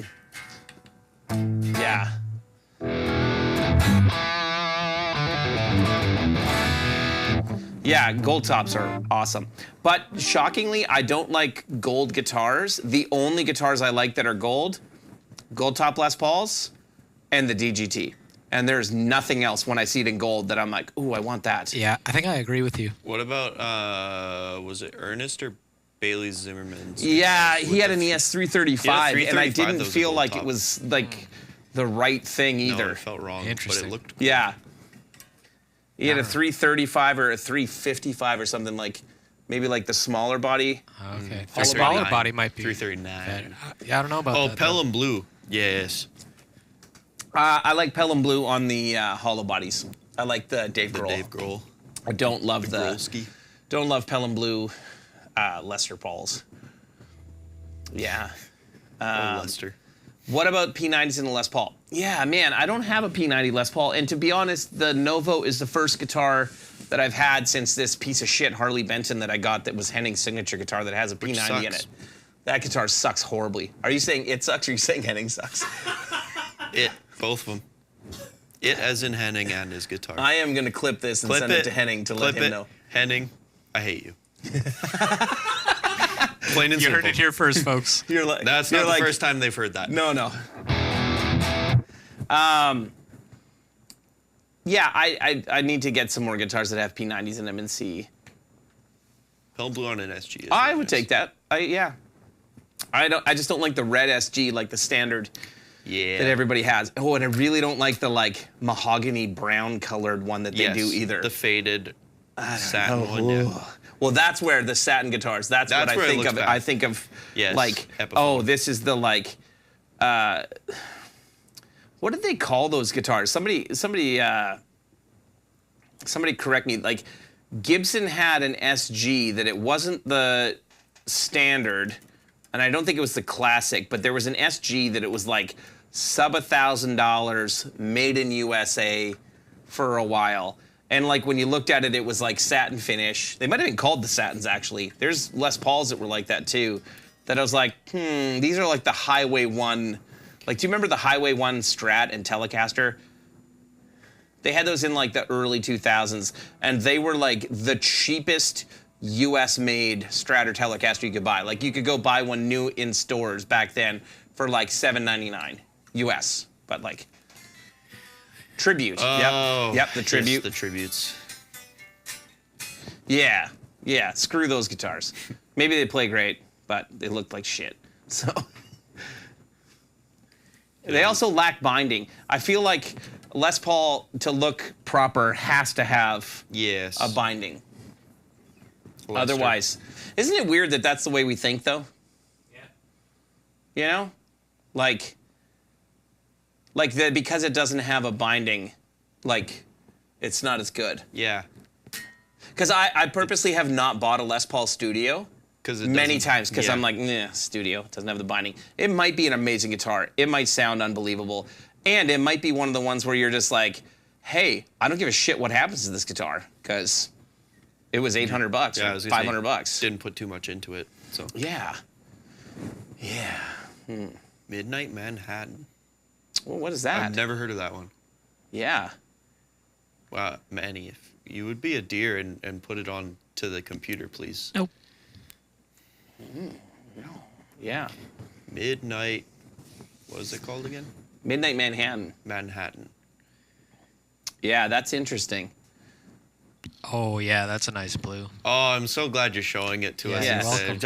It's so It looks nice. really good on your phone. So good on my phone. Thanks. Manny, put it Michael, you close couldn't to your do the Les face Paul Studio? so we can like see it reflect off your What's face. your reason for not being able to do the Les Paul Studio? That's what I'm curious about. Like, I do find it funny that we have these quirks about guitars, right? Where it's like there's lots of people who won't play a Squier because it says Squier on it. Yeah. Right? And I mean, I'm guilty. It's not that I wouldn't play them. Like, I mean, this Telecaster that some of you guys have seen here, I have like the Chender. a Chender knockoff Telly. That guitar plays great. Oh, that is pretty nice. That's actually. pretty cool. I do like that. Thank you, Manny, for pulling that up for us. I really appreciate that. I will say one other thing that's interesting is I have always said that my favorite color is blue. Right? Like, if you ask me my favorite color, I would always say that it's blue. I have very few blue guitars. And the only blues that I have, I mean, my Squier that I talk about, that's like the first, it's not my first guitar that I had, but it's the first guitar I actually like really learned to play on, and that I played for like, honestly, like 7 years when I was learning. I got it painted, it was red. It started as Slifoed red. And then I painted it 1998 Dodge Viper blue. Oh, yeah. Which is not far from the blue that you just showed there. Like, yeah, it's a deep blue. Yeah, it's nice. You've seen that guitar, right? Like, and then the only other blue guitars I have are the Thomas DeLongis. Yeah, like the Daphne blue stuff. Do I own a Charvel? Absolutely. Hell yeah. I have a Charvel Model 6 from the 1980s that's black with a Kahler tremolo. I like that Kahler tremolo. A lot of people hate it. I think it's awesome. You've never played with I'm not into like floating trems? Yeah. Yeah. I'm Why use a whammy bar when you can just not, right? Precisely. It's a terrible idea. Why would you Mastering do trem that? on the Nova is amazing. It is. I will say Yeah. that one is nice. Sonic Blue or Pelham? That's the question of the century right there. I am torn. Depends. If it's a Fender, I'd go Sonic Blue, but if it's Gibson, I'd go Pelham. What color is Sonic Blue? It's like the Carolina. Oh, it's in that range? Like, Yes. Let's see if Manny can type this one this time. yeah. Yeah, it's in that range. It's yeah. a little more bluey than like it's. Model 6 is awesome, dude. That was the first like shredder guitar that I ever got to play on when I was like 14 or 15. My guitar teacher had a Charvel Model 6 and neck through body, Kaler trem. I played that guitar. Every chance he would let me touch it, I played it. And then I finally bought one in like the early 2000s. Yeah, killer guitars. If you can find them. They're like, I bought mine, they were only like $500. These guitars in the 80s sold for $2,000. Can you imagine how much money $2,000 for a guitar in the 80s was? Yeah, I can't even think. Like this is when minimum wage would have been, like here, would have been probably like $2 an hour. yeah, 2000. Yeah. And like minimum wage now is $15, like $15.30 an hour here. Yeah. So like, maybe it was $3 an hour. I don't know. When I started working, minimum wage was $4.15 an hour. So that's how old I am. It's pretty much the price of a Gibson now. $4.15. No, I mean 2000. Back in 1980. You're obsessed with yellow or yellowing guitars, though you've never had one. Interesting. What kind of yellow though? Like fluorescent yellow or like a butterscotch blonde kind of? I mean, I love any amber stained anything. I think it looks great. But just straight yellow guitars, I mean, have that yellow Kramer. Yeah. But like a straight, like the yellow Tom DeLonge, I'm like, I like it, the graffiti yellow. Like, I think it looks cool, but I wouldn't play it live. No. Wouldn't be my thing. Don't want to blind anybody. No, I played that yellow Kramer live, because that was fun. And that thing is like fluorescent yellow. Like, that is obnoxious Highlighter yellow. Yeah. Yeah. Man, I feel like a Sonic Blue Les Paul would be wrong. And I feel like I would look at it and be like, no. It's gotta be That's more a Stratocaster or darker. Telecaster color only. Well, that's why I said Sonic Blue for a Fender and then Pelham for a Gibson. Yeah. Just feels right. Yeah. I'm surprised at the amount of people that are saying, like, it seems like most of the people watching are solid color guitars over bursts, or not even bursts necessarily, but just like translucent stains where you see gorgeous figured maple tops. I do like that sometimes, though. Or like you can see the wood grain and that kind of a thing. Yeah, I'm strange that I don't really love that on, like, you're talking about Strat style guitars, and I think the reason why is I like Strat style guitars to have a pickguard. And I feel like then it looks really dumb when you have like this gorgeous, like, figured wood and a piece of plastic covering it, which is part of why I don't like it on Les Pauls. Okay. Because I'm like, you have this piece of plastic covering up this really, really unique and gorgeous top. Here's see another that. fun one for you guys. Quilt versus flame maple.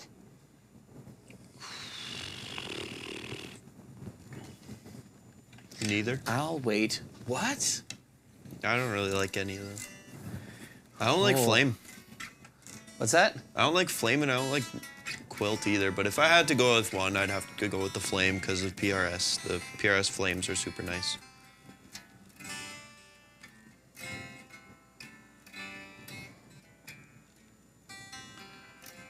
I think you're crazy, dude. I think I am. Yeah. I would take quilt over flame pretty much every day. Hey, Anthony said flame as well. I know. Oh. Lots of people are going to say flame. I always like quilt because I thought it looks like waves, and I always think that looks really, really nice. Quilt's also a lot more rare to get like a really good quilt. Which is why, like, when I bought my Wolfgang, the Ernie balls were mostly quilted maple tops. And then when they moved to doing the PVs, they moved to flame because it was hard for them to get enough quilt. You prefer plain? Interesting. TV yellow. Red, black, amber, aged white, TV yellow. Somebody commented on the Baker video because I had said, like, you know, if you have a 91 SG that you're going to sell, you know, send me an email. Somebody commented that they have a 91 TV yellow SG, and I was like, oh, That's I cool, would though. probably take that. That's so Like, cool. Yeah. Maybe that's the issue. Most quilts suck. Yeah, it is true. Like, Rob likes quilt over flame. Yes. Nice. Look, we're not that far apart on all things, Robert. Just your stupid love of pickguards. Like, your ridiculously stupid love of a pickguard. You hillbilly son of a bitch. I like making fun of him because he can't actually respond properly right now. Yeah, he can't even do Also, anything. even if he was here, he would just giggle and not really respond. Yeah. All quilt all day. Yeah. You got to go to your 90s Access now. Yeah. You hate the Access, eh? Like, you hate the... Is it because the neck is so small? The neck is small, and it's also just ugly to me. You son of a... It's Can't so say that about your bubbly. mom, but... 'cause I know your mom, but... That is true. You do know her. Manny, too. do you like the Axis? Who else remembers the Valley Arts guitars with quilt cherry bursts? I don't know if Sean is still watching, but Sean has a Valley Arts that's like a red. I don't know if it's a quilt or what it is, but red. Sean has a red Valley Arts guitar. Who knew the Cheap Trick Tune the Flame was about a guitar top? I did not know that. Is it actually? Or is I that have no idea. like, if that's true, I had no idea. Shout out to Luke for wearing pants today. Yes. Yeah. Good on you. Finally. It's kind of cold here right now. It's really cold in here. Yeah. Well, not just in the shop. Like last night, I was outside and talking to somebody on the phone at like midnight. And I was As you like, do. it is cold. Like, it is not warm. It is summer. It is supposed to be like, for, you know, all the Canadians, it is supposed to be like 25 degrees, 20 degrees at least at night. And it was like 13. And I'm like, no, that is Yeah. not warm. 1983 Fender Smith era Strat black to silver. No, I haven't seen that. No, but I would really like to see that. Pedro asked, does the traditional tuners versus the metal tuners, Grover tuners, and how they look are a differentiator for when you're picking a Les Paul for you? No, I don't care about how the machine heads look. I care about what, like, how... If they're good. Yeah. And honestly, if I was buying a new guitar, I might care about how the machine heads looked, but probably not much. No. Yeah. I only care about functionality. Yeah. Just push the windows and then V. I do feel like this looks better than what Dorian has on there. Yeah. Like, I do feel like these look cooler. They're like, yeah. They're less like round. Yeah, I don't know what they're called. Like, they're...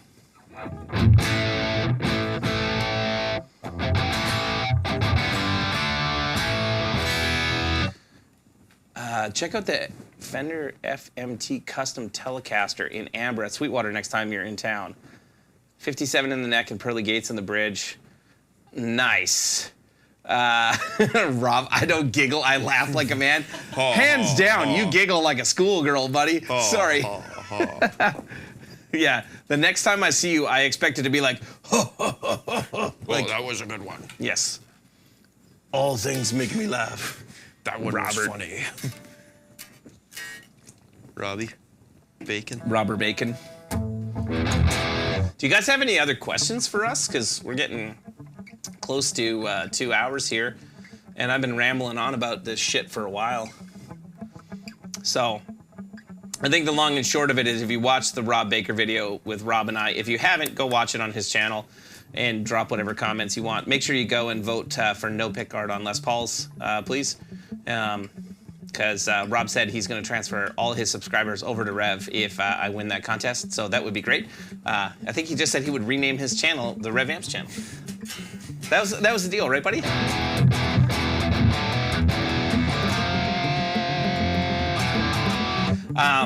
Yeah, but the gist of it is that all the early 90s Gibsons I've played are awesome. Very consistent. And way better than the 2000s stuff. My 06 traditional is a piece of shit.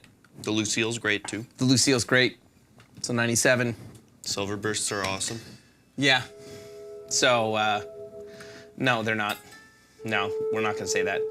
Favorite pickups for a Les Paul? You know what? That's interesting. I like the 498 T or whatever it is. Like Yep. I honestly don't change pickups in guitars very often anymore. I'm a little more into it now that like I've heard some of TJ's stuff and like TJ put one of his pickups in my Strat. I go back and forth. Like Peg City pickups, like Chris builds really great stuff. I don't know. I find like now I'm like, I don't know, just whatever it comes with is what it's supposed to sound like and what it's supposed to do. And if it doesn't sound right for whatever I'm going to do with it, I'll just pick up a different guitar and try a different guitar because it probably has a different sound. But I think this sounds killer.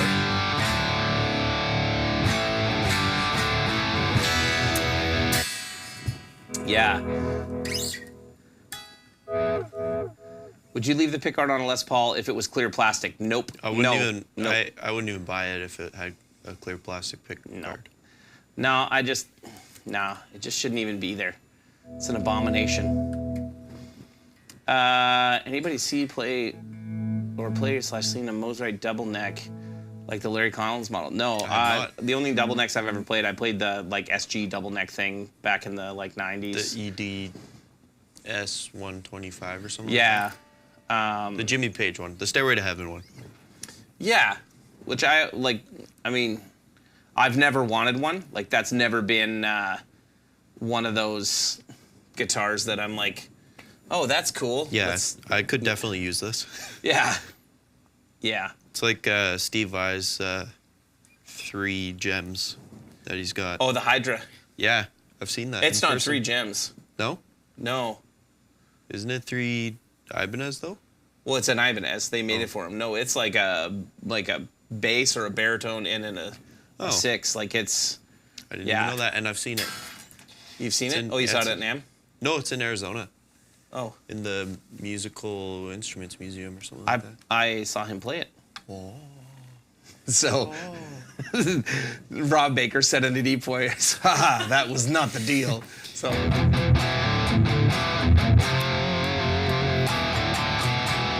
Oh, dude, it does disgust me. Pickguards on Les Pauls, why? Like, it doesn't need one. Billy Howardell's, I don't know what that is. Can you scroll up? Somebody said that something about a 95.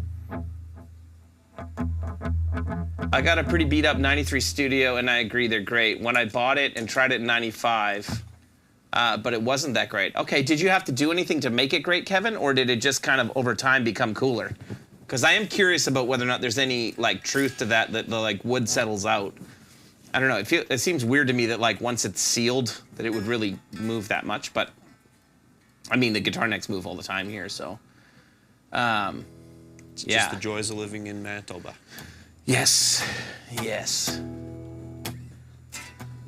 Has this convinced you at all that you need to buy a 90s Les Paul, Luke? I definitely could see myself using it at church.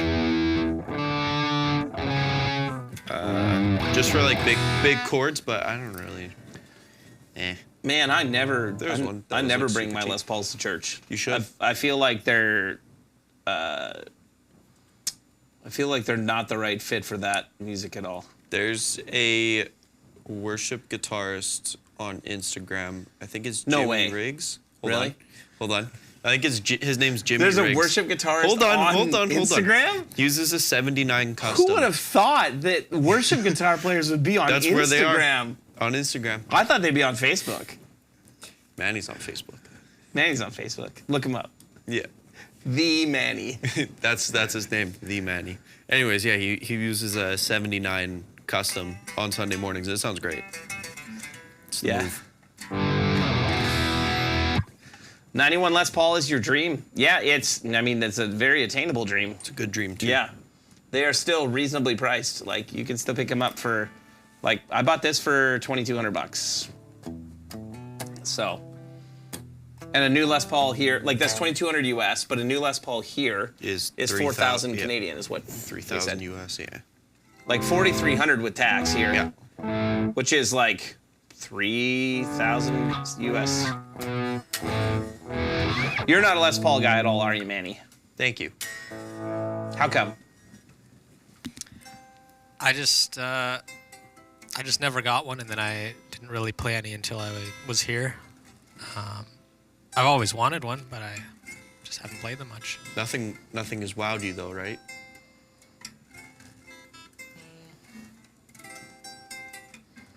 I don't know. Have you played Sean's in Nashville? Yeah. It's nice. Yeah. I'm not gonna like. You've got some really nice ones. Sean's Yeah. is really nice. So. Sean's is nicer than anything I have. Yeah. Yeah.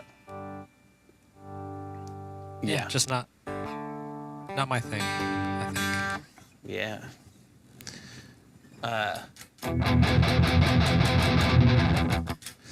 Nice.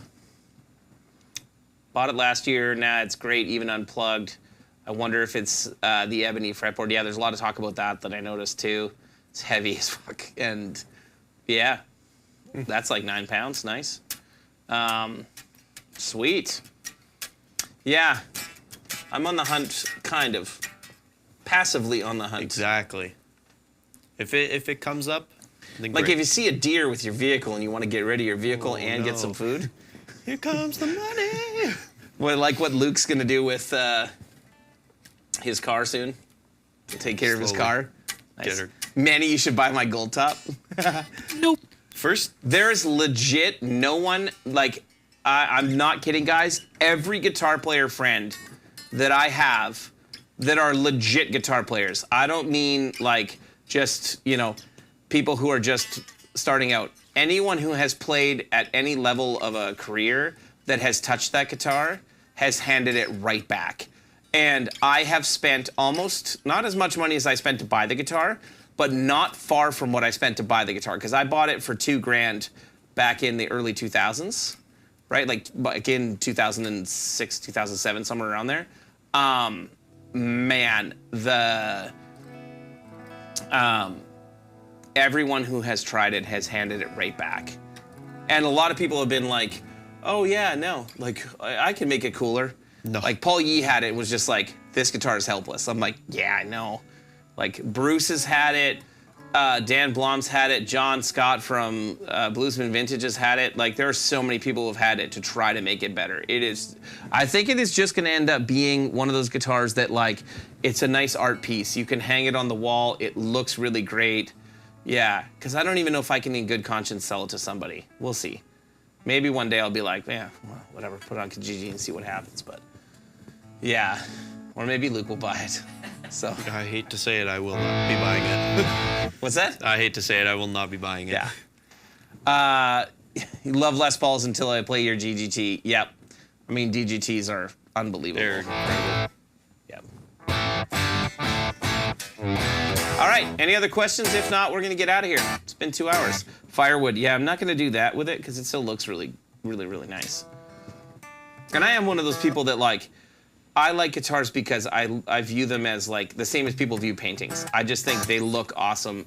I always love whenever I see anyone has like wall hangers with their guitars hung up. Yeah. I will always be like, that looks cool. Like, even if you have a wall of Squires, I'll be like, that looks cool. If you have a wall of Japanese guitar, or not Japanese, Chinese guitars that no one's ever heard of, that are just like, look at my Strat-ish style guitar, probably in Fiesta Red like a stupid son of a bitch, then I'm gonna be like, nah, dude, pass. Or if you have a sports team guitar, can we talk about how the sports team guitars are just horrible? And the beer ones, too. Yeah, like horrible. What are we doing? Yeah. Just like the teams. Anthony, I can't believe you haven't bought a DGT either. It is, like, my DGT is without a doubt the nicest PRS I have ever played. Like, it is unbelievable. And even the SEs, like the DGT SE, mint. Definitely, if you are thinking about getting a PRS, but you don't like the price tag on the core models, I cannot say enough good things about the DGT SEs that I've tried. Very good. Also, actually, I didn't like the Silver Sky USA. I thought the Silver Sky SE was I liked it. mint for the money. The SE is great, too. Yes. Yeah. So. I would agree. All right. Well, everyone, thanks for hanging out with us and, being part of our dumb little show. We don't have any sales or anything on right now. But if you have any questions about any of our stuff and want to buy anything, just drop us an email and we'll try to help you. I'm sure we can help set you up with a dealer nearby and or sell you something from us. And Music Unlimited is going to be coming on as one of our dealers. I think we're starting to ship them some stuff really soon. So, gonna say. yeah, you know, hope everybody has a great week. We'll see you guys next week. And I'm going to have some new toys, I think, by next week. I have a few things that are en route to me.